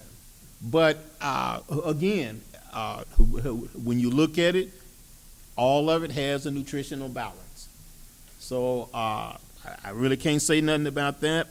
But my only concern with child nutrition department is their staff. And I'm not talking about the higher staff. I know they have, probably at any given time, they have 15 or 20 vacancies all the time. And it's the lower level staff of the people. And, you know, if somebody come in as a basic cook or server or whatever, with what we pay them, they ain't gonna stay long. And they have a really, really high turnover. And they always have vacancies. Now, when you have 15 or 20 vacancies all the time, somebody has to pull that weight. And are we compensating the ones that are pulling the weight for the other 15 or 20? Or are we just telling them, well, you do this, we trying to hire people, but we never do them because we got the people that's already doing the work and they're not being compensated? That's really my only thing about child nutrition, to really look at their vacancies and who's doing the job of the people that are vacant. And are we compensating them any type of way? Because if you at a school and you have 2 people that's missing, somebody has to do that work of those 2 people. And if you always have those 2 positions open, are we compensating those people? Are we just saying, well, the job is getting done, we don't have a problem, so we just move on? In terms of compensating the staff that's there to complete the mission that they have to complete for the day, I'll have to check on that. I'm not sure that that's happening. I would tell you that it's not lost on us that there's a high, not a high turnover, Right. but there's a turnover in that department. And one of the reasons that we found is that we do a pretty good job training our child nutrition services staff. And they're very good at what they do. Then they go. That being said, other districts, surrounding districts, have started cherry picking. Right. Because they know just how good they are. Now, because it's not lost on us, we just recently had a meeting with Mr. Elizondo, and a large portion of the black part of the fund balance that they have in child nutrition is going to go towards increasing compensation for the workers across the district in that area. Correct, Mr. Elizondo? Well, I just want to add just a little bit of that. You know, we kind of tout sometimes that we have the lowest meal prices in the county at Judson ISD. When you look at our breakfast prices and our, what we charge for the breakfast and for the lunch for the kiddos, when you look at all the surrounding districts, we are the lowest. And when we were just having that discussion and the federal government saying, hey, you guys need to increase, as y'all have heard in the past, you need to increase your prices by 10 cents a year, 15 cents a year, 20 cents a year to get to the federal standard. And when we're having our discussions, you know, and it's also, it's interesting because we have a large fund balance in that fund, which we have to spend down as well because we're over the allowable amount. So as we're coordinating the plan, one of the things that we've talked about, well, all these things are kind of working kind of opposite the way they should be working. Because we should be, you know, if we're charging the lowest amount of money, we shouldn't have this big fund balance. And so when we started looking at the whole thing, we came down to the conclusion that the labor cost is where we're low on, and we're low on because we're not paying competitive wages to our employees. And so when we met with Mr. Jones, we asked him if he, and this is just, I believe, last week, and asked if he'd please go back and review the wages of the surrounding districts, the Schertz, the San Antonio, the North Sides, and look at the different positions they have and what we have, and then visit with, once he completed his task, to visit with Mr. Hernandez, so that they can incorporate, if there are any required changes to that TASB compensation plan that's going to be brought forward to the board. Because it may not be fair. We may be under paying our employees in that department, and we need to bring their wages up to what the market says it should be. And that may also justify that the 10-cent increase that we may bring to the board, or the 15-cent, whatever it is, to try to help also move in that direction of what the federal government is asking us to do. So we would take those additional monies to pay for the increase in wages for these folks. So we are reviewing all of that, and hopefully within the next month, the next meeting or two that we have, we'll bring some of that information forward to kind of explain what we're doing and see what the board thinks at that time. Okay, I'm glad to hear that y'all are looking at that, but like I say, when we depend on the people there for a long period of time, and I realize a week or maybe a month or something, but if it goes all year and those positions are not filled, and we got those people that's working over, doing more than I guess they supposed to because we have those vacancies, I don't think it's fair to them like that. But I see y'all have a handle on it, so. Thank you. Thank you, sir. Since you took my word, great. Mr. Jones is in my opinion, one of our best employees. I'm sure he's listening right now. Is he? Tell him I said so.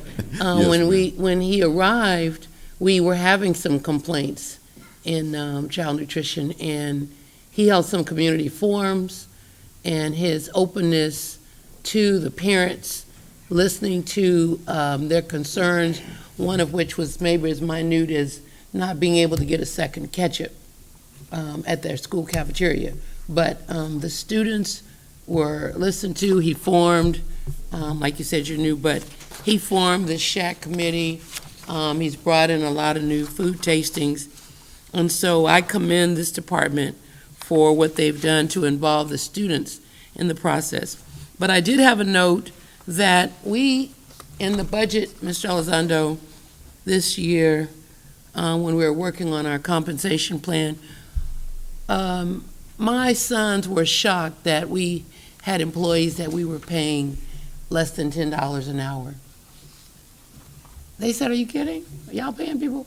Because In-N-Out Burgers is hiring at $10.50. Now, we're expecting a higher caliber of people to work with our children, and we're not paying them any more than what it would take for them to work at what, in my day, we called a burger joint. Now, I know, In-N-Out Burgers is a high-class burger joint, okay, but still, they're flipping burgers. So please, regardless of what the TASB study says, we need to increase the salary for our child nutrition workers, and I think their job descriptions are pretty clear, Ms. Hernandez, but they work very hard in their departments, and I have to agree with Mr. Merrill, but just clear me one thing and I'm done. You confused me after you spoke to Mr. Salinas. You're not going to call it a human resources coordinator? No, ma'am. What are you going to call it? No HR director. Training and staff development. Okay. Okay. And so I like the way you have the presentation that gives us an idea of the budget and the source of funding. That really helps a lot. When you come back, can you give us the sheet with the new title? Yes, ma'am.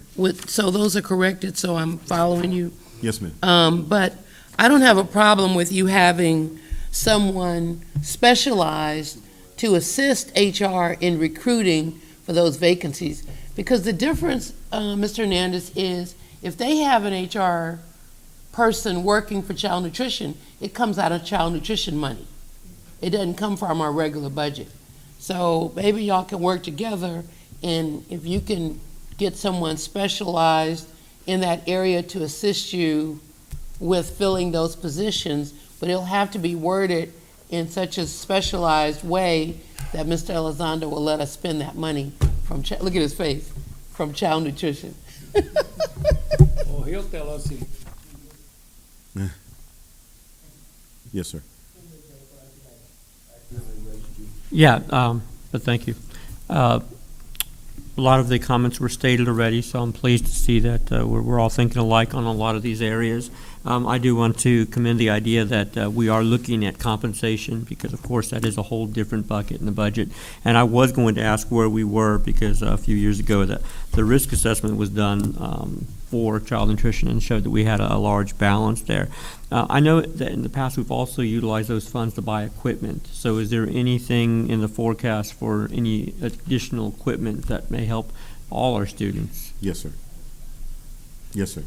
There's a long list of There's a long equipment list? replacement. I mentioned in here that they had an equipment replacement. Those equipment technicians have gone in and said the life expectancy on this particular refrigerator should come up next year. We suggest that we replace that now with those funds that we have available. Okay, so they wouldn't come out of an infrastructure bond or anything. These would come straight out of the child nutrition funds. Correct. Yes, sir. Well, good. And I think everything else has been addressed, so very good. Thank Yes, you. sir. Yes, this is not for Mr. Fields, this is for the board. What y'all say we go an extra half an hour or so and go ahead and let him finish up and try to get you done? So we can, you don't have to put him on the next one? That's enough. Y'all hear about that? I cannot be here for that, we need to go. Okay. I've got 3 more, 4 more. I'm trying to. Yes, sir. That's fine. I was just going to add one thing. I'm not sure if y'all recall this or not, but because child nutrition has had so much fund balance, we're allowed to charge what's called an indirect cost rate to that program. So just for you to know, this will be the 3rd year, but the first year we moved about $800,000 from the child nutrition program to the general operating fund. The 2nd year we moved about $900,000, and this year it's going to be about $1 million. So over the 3-year period, we'll almost collect almost $3 million that we transferred from child nutrition to the general operating fund. Just to let y'all know. On that, but we shouldn't rely on that as coming into the general fund. You know, we need to say, hey, we've got to address everything that needs to be done and spend that money over in child nutrition. You know, and I understand what you're saying, you know, have a fee basically, you know, it's, you know, but as we have our fund balance, we can't really depend on that, you know, that's all I'm saying. And I was going to say, we don't, Mr. Flores, we don't depend on it. We don't budget it as far as to cover our expenses. The reason we did that is because, as ridiculous as this sounds, child nutrition was having a really difficult time finding how to spend all of that fund balance because they had too much and they couldn't spend it down fast enough. Even this year, you'll see when we bring the next budget amendment that they asked us to amend their budget by $900,000 to try to buy some equipment and a new truck and some things that they're trying to do just to try to, I mean, they're not wasting it. I don't want to give you that idea either. They're trying, and that's the reason why they couldn't spend it all, because it's easy to just blow the money. But to try to come up with a plan to really spend it in a wise manner, it takes a little while and takes some time to do that. So they've been doing that, and so we have to do that to help them. Now, we also told them, as Mr. Fields, I'm not sure if y'all caught it a little while ago, said that when they have that training person, they need more space over there at the child nutrition program. So they're proposing that we purchase, that we bring to the board to purchase a portable building to attach to their building or put next to their building so they can have some training space and some office space for some of their positions. So if we do that, we're going to propose that we use some of that money that's kind of, that we took from them to kind of say, well, let's invest it back in their program by doing this building. Sure. Next is transportation. The Judson Transportation Department provides yellow bus service to 8,600 students on more than 145 school buses every day. The fleet drives over thousands of miles a day, transporting 8,600 students. Extra field trips are about 1,600 per year, traveling 110,000 miles per year. Judson ISD provides transportation for any student who lives more than 2 miles away from his or her school for which or for areas that have a certified hazardous situation. Transportation follows manufacturer's guidelines, and they seat elementary students on the 77-passenger buses or 72-passenger buses, middle school students at 65, and high school students at 54.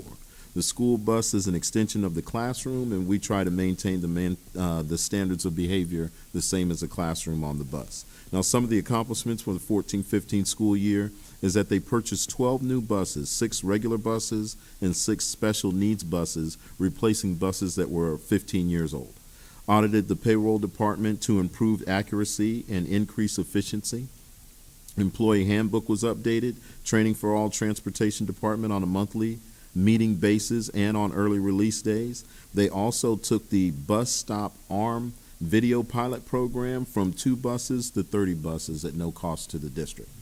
Improved lighting and safety at school street vehicle maintenance bays, and special ed department has trained the special ed needs drivers and monitors in CPI.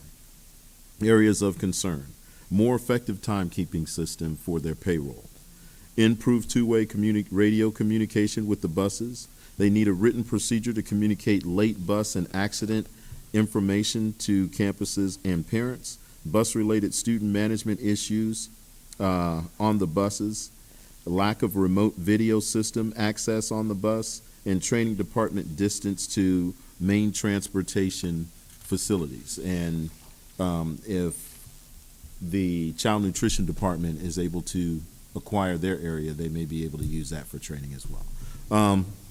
Additional parking for buses and employees over at the bus barn. So coming up in 15-16, they want to upgrade the bus video system to provide for remote access, increase training for student management on the bus, the route and needs assessment for opening of the new high school to determine how we're going to get all the students there, provide more hands-on training and evaluation for employees, consider providing employee awards and incentive for safe driving to increase morale in that particular department, consider methodologies to improve attendance in that department, and increase portable technology, and use child-friendly placards to identify the buses within the district. Members of the board, just very quickly, the state funds school districts in the transportation area based on some formulas from the 1980s, but we understand right now in Austin, as we sit here, there are some bills to update that so that it gets it more into the, hopefully 2014-15, to fund school districts and transportation. So hopefully if that does pass, one of those bills, it's going to bring more money to our transportation department.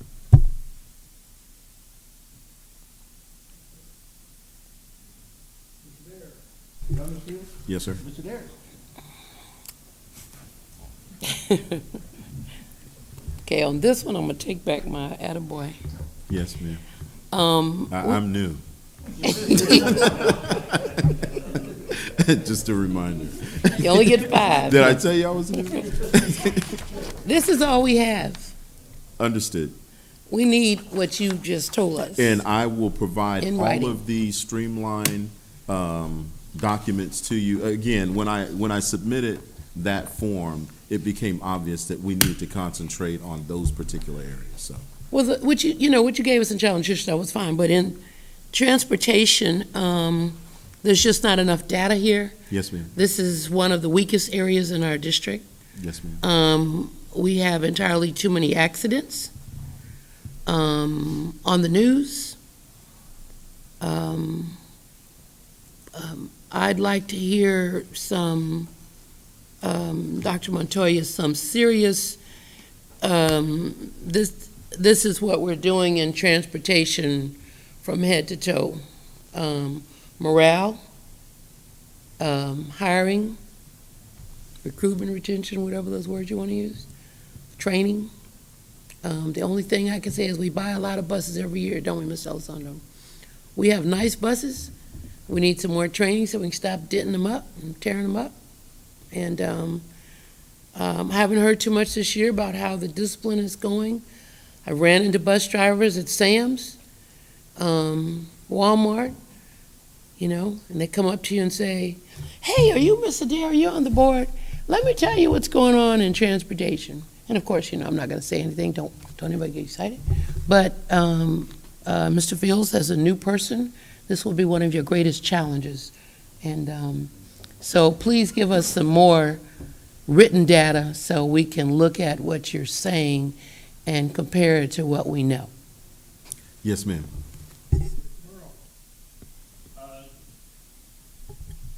Yes, two things. One is, like Mr. Dare says, I know since, I think about October, November, there was one period it seemed like we was having 2 or 3 accidents a day.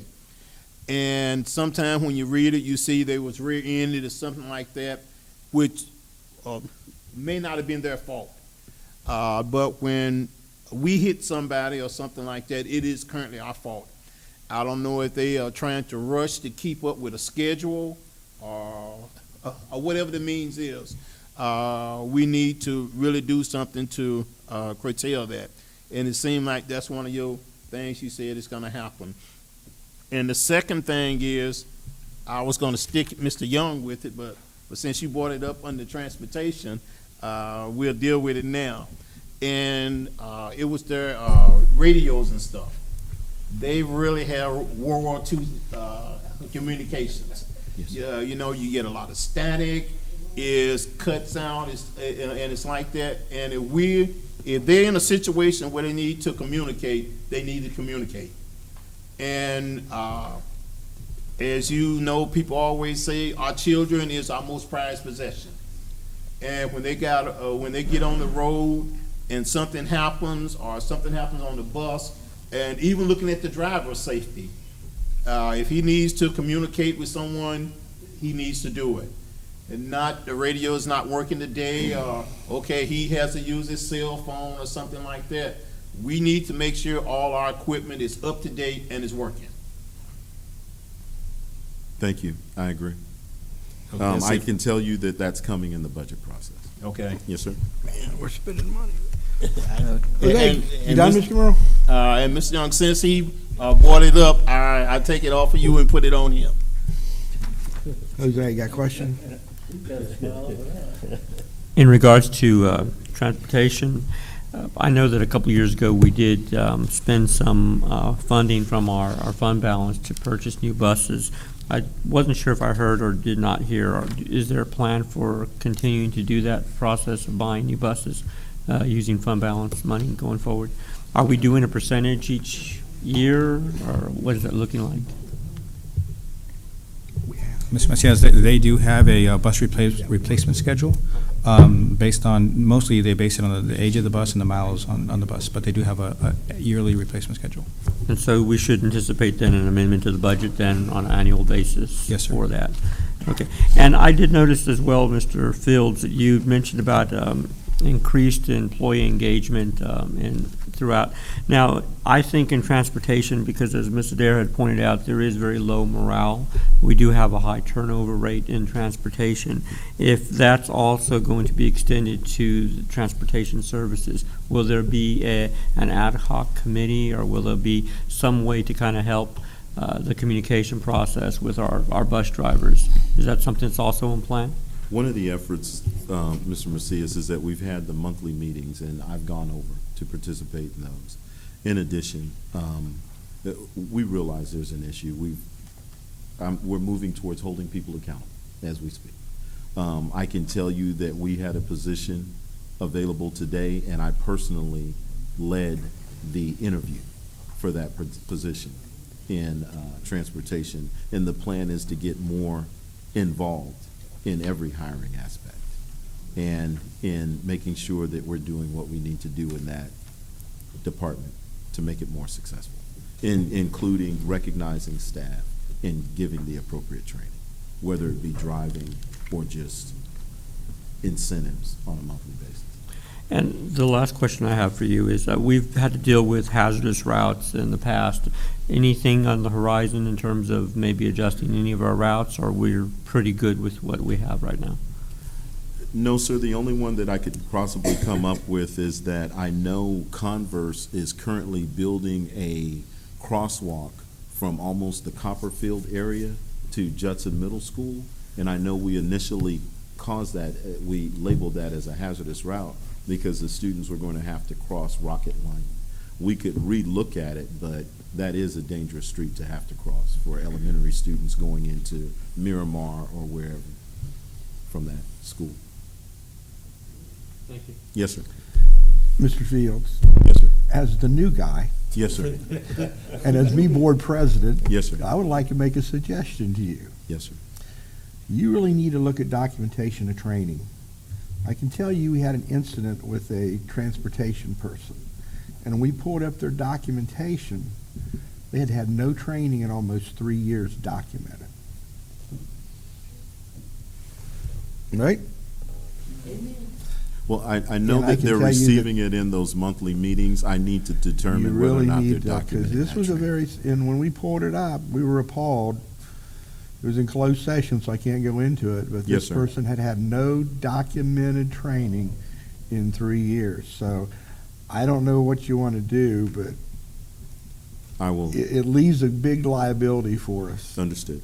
Yes, sir. Thank you. Yes, sir. Next is energy management. Energy management, continued implementation and enforcement of district energy management plan. This includes reducing the utility usage and maintaining the HVAC set points and procedures for energy consumption equipment. And HVAC is basically in air conditioning. District walkthroughs and audits, baseline utility costs were established in the fiscal year of 2012, and each year after that, we've marked the accomplishments from it. The Energy Management Department works closely with the Maintenance Department to report any problems or concerns found in the district building automation system, and that's what controls the control points for the campuses. Now, the accomplishments for the year is that they've reduced electricity consumption by $122,028 for the year in FY 14-15 so far. But since the fiscal year of 2012, we've saved over $450,000 over the baseline. We've completed the lighting retrofit for 4 gyms at $4,000 for savings, successfully continued the campus incentive programs, paying out over $14,000 back to the campuses. Continued, sorry? Yes, ma'am. Well, Mr. Fields can read. Okay, I apologize. Go right ahead, Mr. Fields. You I can would read. say that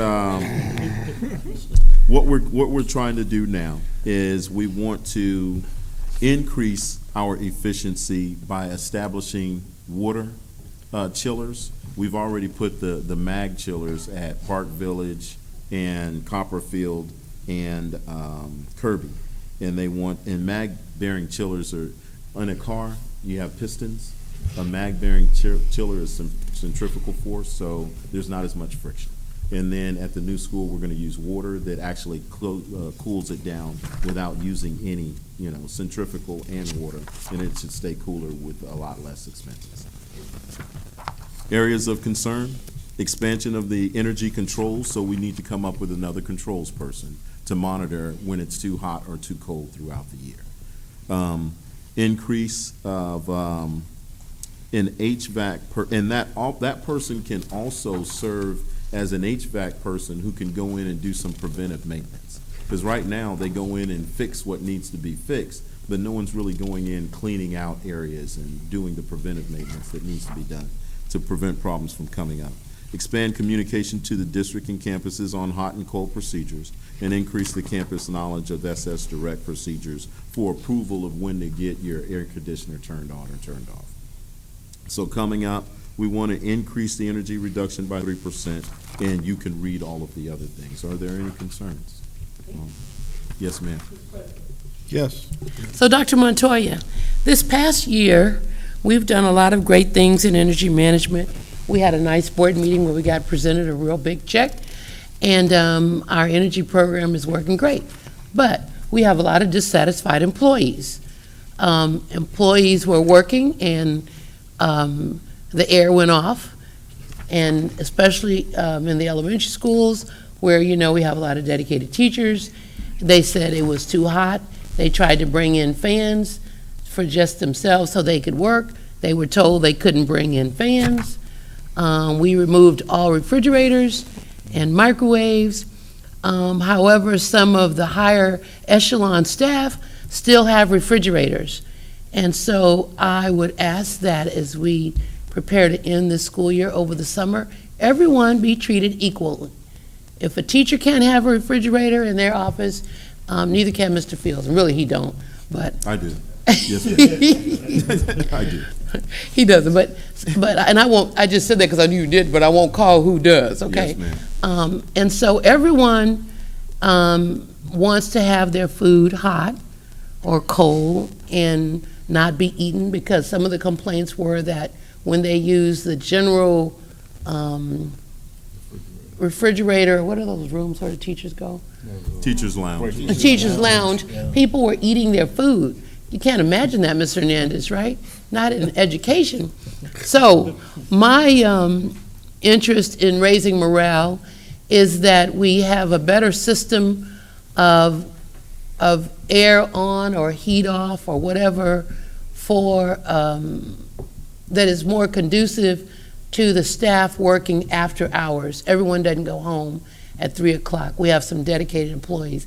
And on the weekends, before school opens, we had some problems that there was no air when the teachers wanted to come in and set up their classrooms over the weekends. And I'm sure your staff can verify all of those issues. But I do commend our energy program. I met the new person. I would like to know where we stand with the solar. What are our plans for that in the future? Some of the teachers did mention to me when they heard us discuss it at the board meeting, they were not interested in going outside and working in a solar classroom. They just like the air. Yes, But ma'am. other than- We're trying to dedicate the solar for the Judson Middle School and have an outside self-sustained solar unit over there. And we're pulling solar energy from the solar farm off of 1604 as well as the one over by Metzger. All right, but CPS does also partner with us. Yes, ma'am. With our Wagner students. I attended some of that training, and so we appreciate CPS and all of the money they give us back, right, Mr. Elizondo? But thank you, Mr. Fields. Yes, ma'am. Mr. Merle, Yes, one thing, and Ms. Adair just brought it up, her last item is the solar classroom. Yes, sir. I just want to know where we stand on that. When are we going to start? When is it going to be completed, or do you have any of that? It's still in the design phase. I have Okay. to work with facilities. Yes, sir. That's all I want to know. Yes, sir. I'm good. That's it. Facilities Planning Department. Facilities Planning Department serves by developing facilities, provides professional expertise. Their goal is to provide each student, faculty, and staff and patron with a safe, comfortable, and functional campus environment. The accomplishments for the 14-15 school year was Copperfield was opened ahead of schedule. Kirby Middle School Building B replacement structure was completed in time, and the Evans Road High School design guide for Phase 1 was completed, and we're completing that part right now. 2 portable buildings were successfully deployed to Judson High School as well. Now, some of the areas of concern. Update the fire evacuation plans district-wide in every room. Evaluate current playground facilities and create a plan to upgrade or replace as indicated. The impact of the new 2015 Energy Code on future projects, replacing the AC, like replacing the AC in the gym. Once we say that we're going to replace the AC in the gym, well, then that opens up for, well, what's the insulation inside the walls? What are the insulations for the windows that you have in the gyms as well? And we may have to wind up replacing all of that when we say we're going to replace the AC in the gym. Create written procedures for new construction so that district construction procedures are being followed, and organize and archive facility documents such as scanning in blueprints that we currently have, so it's easy to go back and find some of those things in the near future. So we want to develop and improve the quality of JISD facilities, ensure that campuses have proper fire evacuation plans, playground requirement and standardization, continue to develop building system standards, create and design guides for Phase 2 of the Heavens High School project, create and design guides for a potential elementary or middle school, and establish a long-range district planning program, and set up training sessions for the district leadership teams on just how the construction process works. And that's facilities planning. Mr. Dare. Thank you. The only thing I want to say on facilities planning to our superintendent is as we prepare for a bond, as Mr. Salyer keeps telling us that we need to have, and I agree with you, don't get that wrong. It would be nice if there was a written document for every campus on what we needed to do. I know Mr. Flores and Mr. Merrill have been having meetings, but I don't know that there's an actual walkthrough list of every facility. I'm getting a lot of complaints about potholes at our campuses. Is that going to be in the budget? Maintenance. Maintenance? It's the next That's the next department. one? Yes, ma'am. Okay, so then I want to talk then. So, but if you got a master listing of everything that's wrong, that really helps me to defend a bond. And again, members of the board, you know, coming in and listening to various discussions, obviously one issue, and I'm preaching to the choir here with the board, is to finish the high school, the new high school, the phase 2. That's a very important. The other piece, obviously, is infrastructure in a bond issue to help on all these things that are here and more. So I think that's a discussion that we will be having very heavy here shortly with the board and others, but. Mr. Go ahead, Jose. No, you're last. Go ahead. Yes, I'm glad you brought that up as well, Mr. Dare. The needs assessment, basically what you would be doing would be the core of a needs assessment that then we'd get the community engaged at some point. But that model will make a future bond endeavor much more transparent and I think palatable to the community. So I encourage you to continue with that task. And I think that's all I have to say. Thank you. Mr. Fields, last June, we had quite a debate over our securing our entrances of our schools. If I remember, we could secured all but 2 for $1 million, but one of them was like 250, 300,000. But there was a program that we were going to do so many per year. Do you know if we still have that program going? We're going to do 2 or 3 a year? Yes, sir. They've already completed Converse Elementary, and now they're getting ready to go over to Hopkins, and they've completed Salinas as well. How many more do we have to go? I'm putting you on the spot. Do you know? I have no idea. No idea, because a couple of them were $200,000, $400,000. Most of them were like $30,000 to fix. But can you get that for us so we Yes, can sir. kind of budget for that? Okay, where we're at, where we got to go, and what's it going to cost, Mr. Yes, sir. Alonso? Thanks. Move on. Maintenance Department. Maintenance has completed multiple projects that directly and indirectly enhance the learning environment, the accomplishments for the year. And do you guys have the replacement of the 30-ton HVAC unit at the central kitchen? And I don't want to recover what you already have again. Replacement of outdated automated HVAC controls at central kitchen, replacement of a 15-ton HVAC package unit at central kitchen, replacement of a cooling tower at Judson Middle School, replaced portable roofs at Candlewood, Woodlake, and Judson Alternative, dismantled the swimming pool at the ERC, replaced carpet corridors with the VCT tile over at Wagner High School, replaced upper parking lot at Ed Franz, enhanced the indoor quality at Crestview by cleaning all the AC ducts, replaced the gutter system at Spring Meadows, replaced the AC chiller at Park Village, installed new warehouse office at Maintenance, and completed a pilot program for a paperless work order system. Now, some of the areas of concern. Concrete and asphalt repairs at Kitty Hawk Middle School, Converse Elementary, and the Rutledge Stadium as well. They need new, they want to put the controls technician either in maintenance or in energy management. But it's the same thing of having someone who can monitor the hot and cold. Upgrade automatic control technician from a grade 5 to 9. And also, we're going to need to create a grade 5 custodial equipment repair technician. We currently have quite a few things that need to be fixed for custodians. And if you were to take the cost of what it would have been the last couple of years, it's of almost $11,000. So to upgrade a position, it wouldn't be that much on an annual basis, and then we could hire someone in to just do that the whole time without contracting those services out. So that'll be something that's coming up in the budget process as well. Coming up for 15-16, replace the broken bleachers at Wagner High School, replace concrete bus loop at Kitty Hawk Middle School, replace the asphalt and metal at the wood shop at Wagner High School, and replace the exterior metal doors at Kitty Hawk, Kirby, and Judson Middle.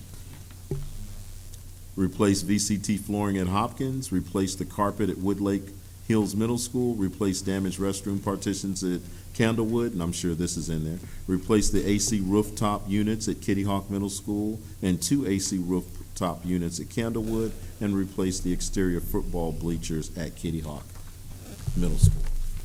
That is maintenance. Any Mr. LaFoil? I got one question for you. Yes, sir. I've heard now for the last 2 to 3 years, we're gonna do something with the parking lot over at the stadium. Yes, sir. It looks like the moon with all the craters. Yes, sir. Is there anything in the works right now? That's part of the budget process for the 15-16 school year. You're not gonna lie to me, are you? It's right here for maintenance. Because I've heard this for 3 years now. No, sir, that'll be in. Yeah, he's new, but, I mean, I'm- I'm yeah, I- gonna get him in the beginning.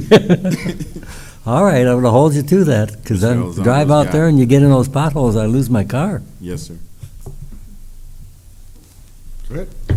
Mr. Cellier, I'd like to recommend that since Mr. Young's not going to be at the next meeting, Mr. Fields can probably pick up where he is leaving off if we allow Mr. Young to He's speak. about done. I've got He's one done. more. And it's the Performing Arts Center. Okay. If you guys can just Go ahead. pose Go any ahead. questions you have on it. Go ahead. It's essentially the same thing that I submitted for Performing Arts. So if there's any questions in that area, I'd be more than welcome, or more than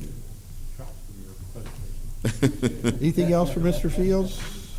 Nothing else. Mr. Young, if Dr. Matoya says go, go. Yeah, go ahead, Mr. Young, it's your turn now. Okay, I'll try not to read you, us technology folks. Thank you all, appreciate having the time tonight, as I will not be here the next program review. I've given you a lot of data, actually it's fairly high-level data. We have a lot of smaller projects and things we do every day that aren't in your packet.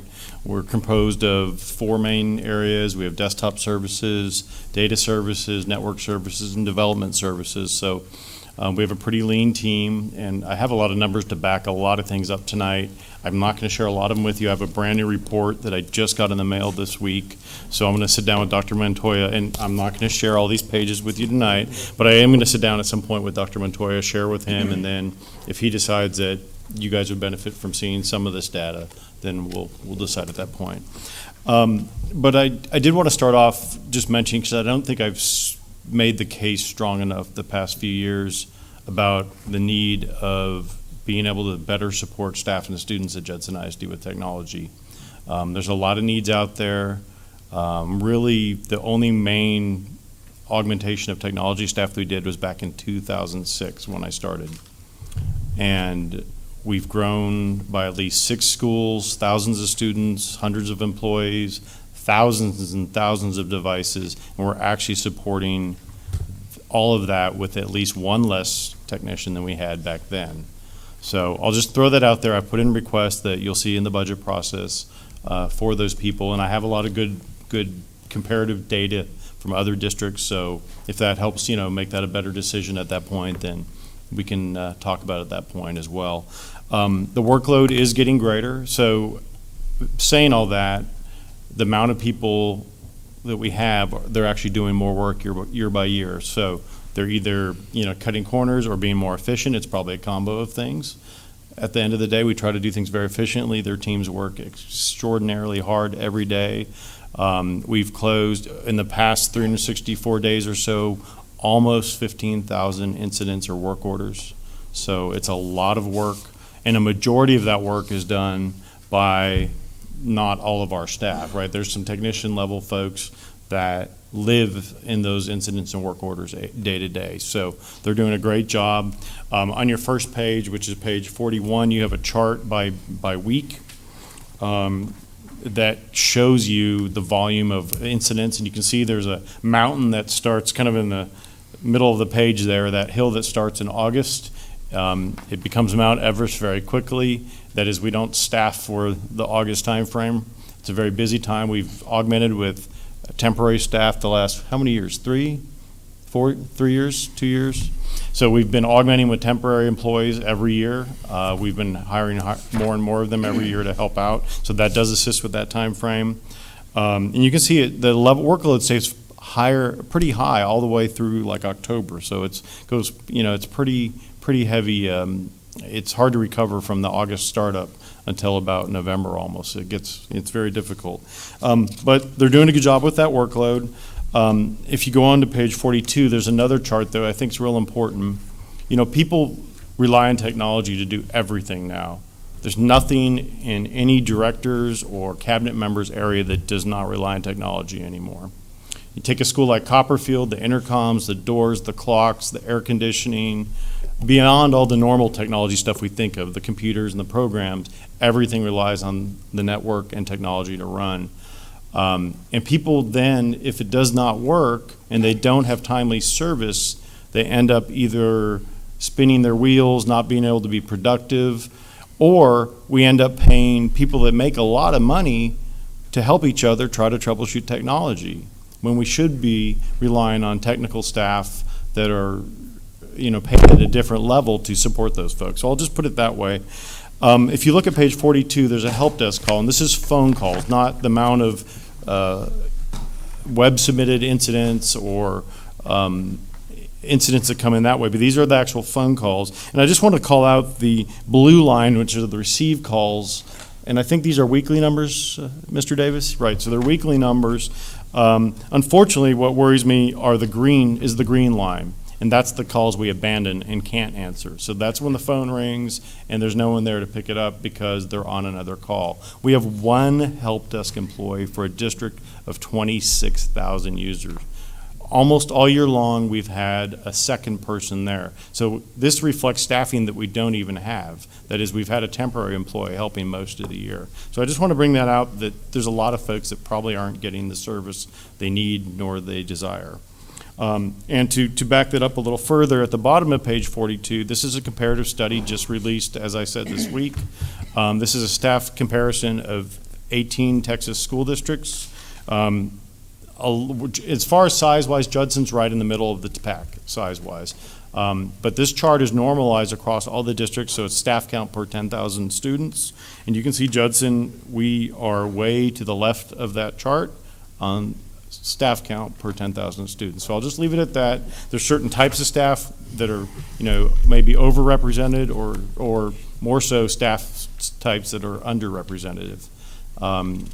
Certainly we don't have a lot of business support. We don't have a lot of technical support. So there are some big needs.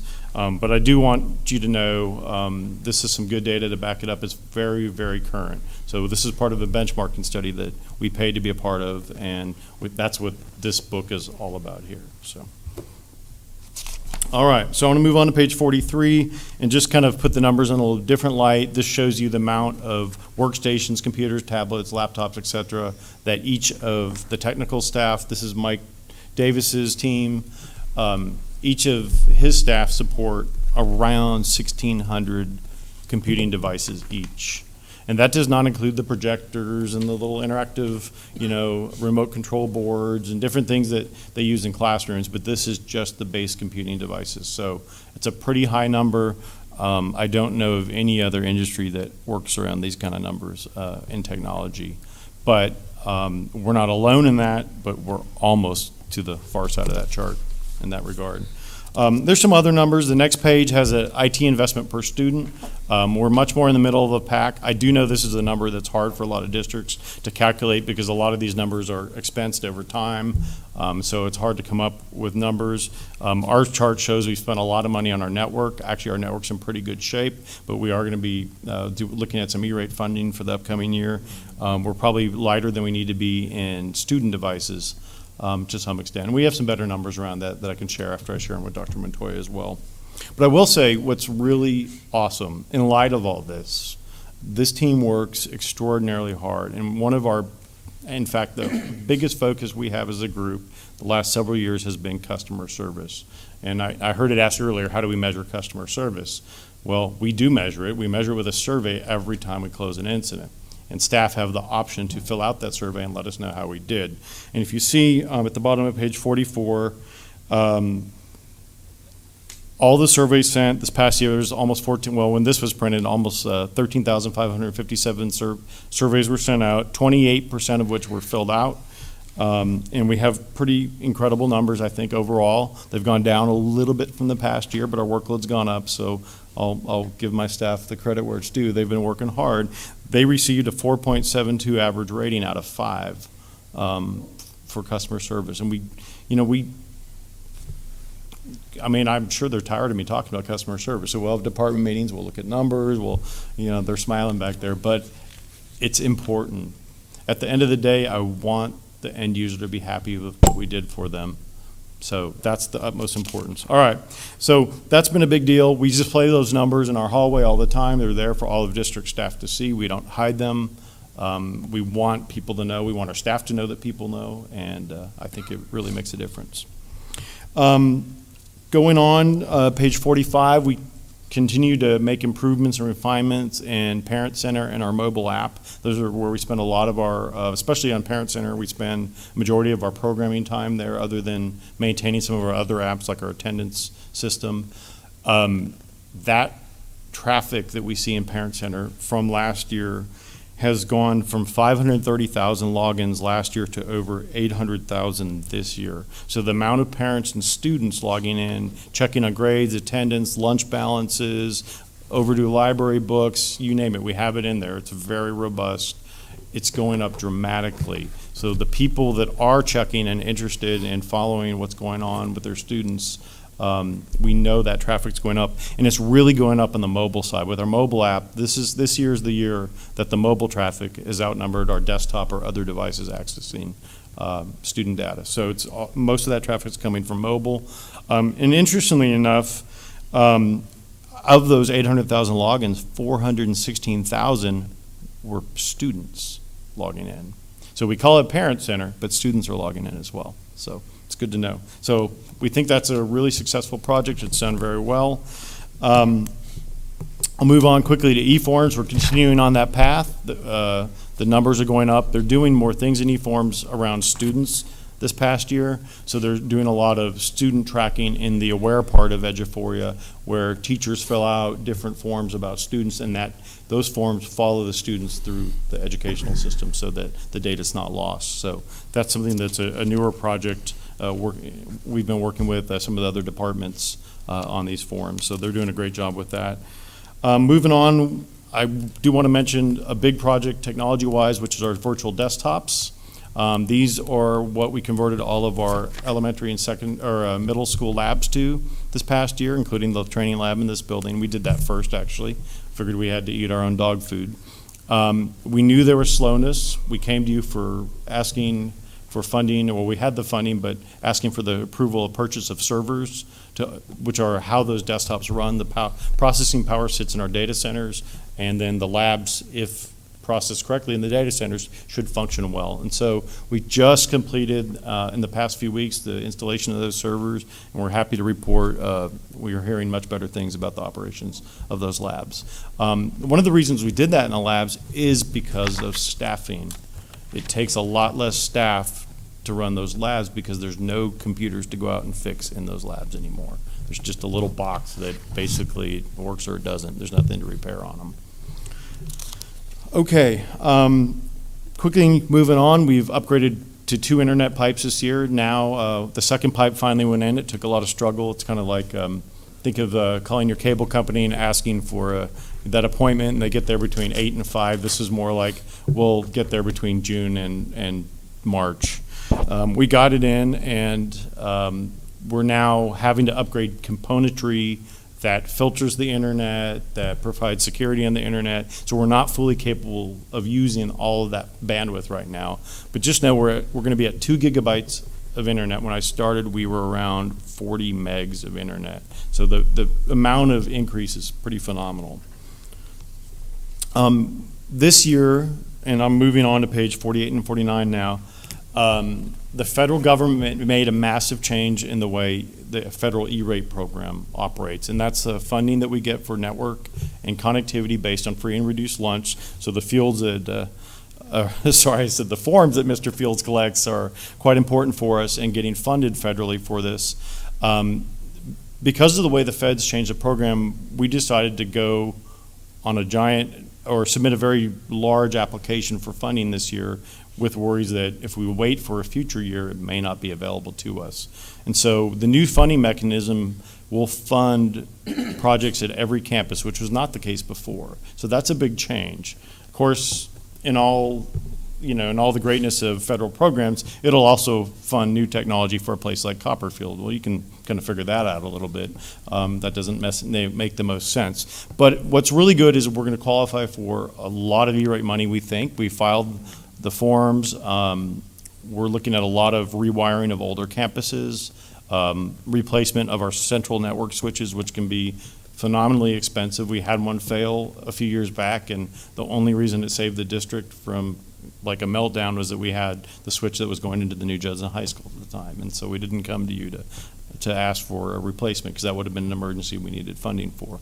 We're going to be replacing that equipment. Some schools will be getting upgraded network equipment. We'll definitely be focusing on wiring and additional wireless for all the secondary campuses, because that's a huge need. We know everything is going mobile. We see the numbers everywhere. We see it in our guest network with the devices students and staff are bringing. So we're going to be focusing a lot on that. And what we're finding with what's going to happen with the new access points, which are what your little wireless devices talk to, the traditional network cabling will not be enough to sustain those with the bandwidth that will now be available on the new access points. So we'll have to be putting in some new wiring for those. In some cases, an access point will actually take two cables rather than one traditionally.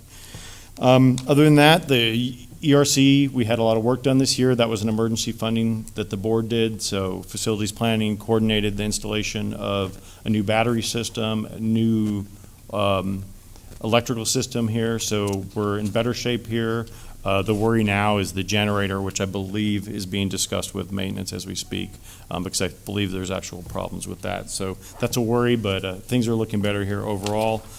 Other than that, we've been continuing along with our computer replacement plan, which you all funded in the budget. It's a slim plan. We're not buying Rolls-Royce. We're buying powerful computers at an incredibly low cost for the second year in a row. So Mr. Davis has beaten the vendors into submission, and we've secured as good of pricing this year as we did last. And it's not replacing, like I said, we're not replacing all the monitors. It's just replace the core technology, the CPUs.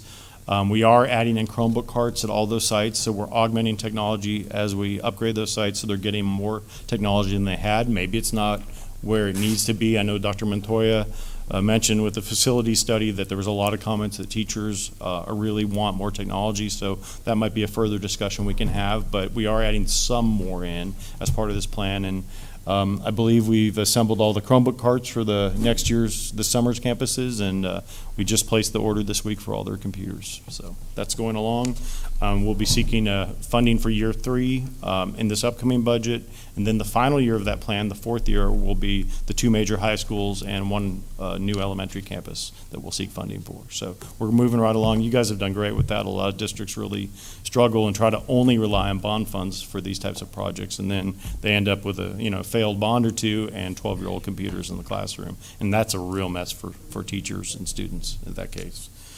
Other than that, we implemented testing computer carts this year. That was a need for state testing, unfunded mandate, of course, to provide more technology access to conduct testing, but it's been very well received. Ms. Brown has given us very good feedback that this is working very well for them.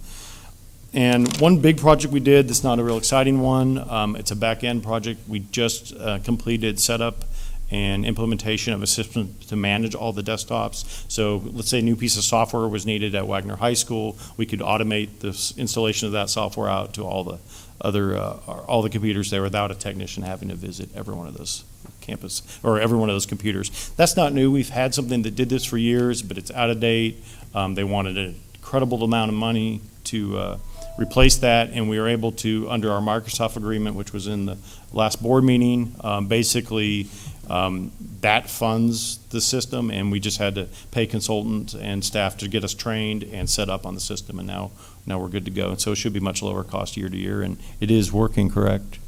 Yes, easy. Okay, so we're all good. Other than that, there's a few other future projects listed in here that are kind of interesting around online student registration and some other things, but they're future, so I'm not going to go into them in detail right now because I really want to see them happen before I tell you about them. So with that, I think I've talked more than enough, and I'll be happy to answer any questions y'all have.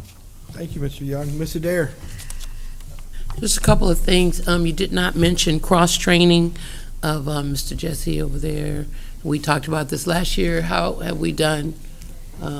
Did we do it? Did we not do it? I'll be happy to answer that. We've had multiple recommendations to augment personnel to assist with the support of business and finance systems, including TASB, who recommended that we were at a very risky place as a district, not having any other staff than one person to run all of our finance and operational systems. I always kind of make a joke, which is not a joke, that we're one car wreck away from a disaster in payroll and finance in this district. So I will again recommend for the third year in a row that we hire a business systems analyst as a district. There is no one to cross-train in that area. Mr. Cortinas is Mr. Cortinas, and the only other staff that works with him is a database analyst and PEAM staff who are dealing with student data. And that staff has not grown since we've added probably 10 or 15 schools. And so their work is cut out for them. There really is no one else to cross-train other than some of the people he works with in other departments. But at the end of the day, that's not the same. We do in our department have a very detailed private, what we call an intranet, but it's only available to technology staff. There's thousands of documents in there where we document how we set up systems, how we install things, how we go through different processes and procedures for updates, auditing security on systems. We do a lot of that, but at some point we're limited in what we can do well with that. One of the key goals in that position that we'd like for Mr. Cortinas is for that person to shadow him and start the documentation of all those processes. So I'm not avoiding the question, I'm just saying that we're really tied in this case on The how much answer we is can no, we do. haven't done it. You're correct. But I wanted to make the case why we need to do it. Well, I'm sure I have Mr. Flores' support. We've got to get that done. We can't wait. Anything could happen, and we're too big to just do that. Yeah, So you won't- whatever you need to bring again, Okay. after we bring it to the budget, we talk about it, then we need to follow up. What about our computer system that we keep talking about, we're gonna implement? Did we do that? The one that has to do with, and finance? So, position control, as Ms. Hernandez mentioned, it's installed, ready to go. It's awaiting really knowledgeable staff with the time to set it up. And Ms. Hernandez is very aware of that, and I think she's thinking about how she can possibly do this, but it is ready to go from a technology standpoint. What about the other part of that, Ms. Elzano, that has to do with, you know what I'm talking about? We keep putting aside money and rolling it to the next year. You're talking to time management system? Yeah. It's on the April board agenda. Are we gonna do it this time? I hope so, if y'all I approve it. mean, We'll kind of talk a little bit about it at the April meeting during program review Okay. as to what we're going to be proposing, so when you get to the meeting and you kind of already have an idea as to what we're talking about, because it is, it's going to be interesting, but it's going to be fun. We've done a lot of work on this for a number of years, and I think we're ready to make. We're ready to do that? Yep. Okay, the bullying app, how's that going? So I believe we have our own, within our own We have our Judson own. ISD Connect app, there's a place where people can report bullying, they can report fraud and waste, which now that I believe goes over to that Lighthouse system. And there's something else they can report to. How many It's, people escaping me. used it? I don't know any current numbers, but I can we can get that? certainly get them. It's We have a usually bullying pretty. app, and we need to, if it's being effective or not, how many students are using it to report, and is it helping? Because I think we have a bullying problem. The lunch app was good, that the parents, but there's a problem, there's a snag with technology, because I kept getting phone calls for months saying I needed to do my lunch app, and I didn't have any kids in school. So if you can look at that Are before we the school year talking about starts. the Free filing? lunch for- filing, So I'll work with Mr. but it Fields was on that. automatic phone Yeah. call. Okay, That well, was that's something we worked with them on, so we'll look into that this year. Okay, student equipment, we talked about how much we were gonna allow the students to utilize their own equipment. I'd like to know where we are in that, as far as program review, what are we gonna do as far as what are we letting the kids bring and use, where are we changing? Because you had some concerns about that last time. So what we really put in place several years ago was the policy at the board level that would allow students and staff to bring in devices to campuses. That policy does state that it's up to the administration at a campus whether or not those devices will be allowed. So the policy's there. Whether or not maybe you can come every back and campus tell us. is treating it or implementing it with the same fidelity. You know, They were given discretion as to comfort level of technology. Teachers have to allow it. I can tell you that each week, because I saw the numbers and I added them up today, I believe it was over 60,000 guest devices were, and so that could be one device multiple times. Sure. But over 60,000 devices accessed the network this past week that were not Judson ISD devices. The So complaint it is is that- happening. But the complaint is that it needs to be standard across the board, not left up to an administrator whether or not they want to do it. Some schools get to do it, their kids, and other parents, their kids don't, so. But you don't have to give me any details. Well, and I will just wanted to say, bring that up. that's a curricular decision that Well, I'll be that's what happy to I'm really- support. I'm 'cause- really just letting the superintendent know Okay, that was a okay. problem. And the last thing was compensation for your employees. We have noticed a turnover. We do know you guys work very hard. And I'm not talking about the higher level ones. I'm talking about more about the worker bees. When you come to the board, can you show us It's in here. where Yeah. we stand and how we can hold on to some of our people? Thank We- you. I appreciate okay. your staff. I always have good reports. I don't have any complaints. We have, I will just say on the compensation, it varies at all levels of our staff. I will say we have problems actually at every level, and we have some good at every level. So we have a few positions perfectly well-paid compared to other districts, and we have some Ones we're that, losing, that, like the that, webmaster and- yeah, and we've actually this past year done pretty well staff-wise, retaining. So I think in this past year, it's only been about 3 positions that We only that have turned over. 5. So, well, yes. No, that's not true. So, but that would equate to, like less than about 10%. So, Okay. Mr. Merrill? Okay, I'm gonna be quick. I got a shopping list this time, so I'm gonna be real quick. Number one, I know you have said, and I know that we started, and the kids started taking tests online. And I remember this year, not too long ago, a couple of weeks ago, the power went out at Kitty Hawk and over there when they was taking the test. What do we do in a situation like that? Or are they allowed to extend their time, or what happens? And let me try to answer that piece. If it's within a short period of time during the day, let's say the power went out and an hour, hypothetical, an hour and a half later it gets back on, TEA has allowed the extension that Okay. day. Now, if it's beyond half a day or more, then we have to petition TEA to allow us to go back and allow the kids to test another day or another half day, which is problematic. Next question, and I'm not gonna come in generally until the end. Next one, you talked about a lot about Parent Center, a lot of things that Parent Center does. But on the community side, if you go to the community side, you only get nothing but sports. I don't have a kid in the district. So when I wanna know something about Judson, I can't find out anything. I have to pull down the menu or go through all this other stuff to do something. I'm just saying, make it more friendly for our community. We're trying to get them involved. We're trying to let them know some of the stuff that we're doing. And I know some of the pictures on there we have about some of the stuff that go on like that.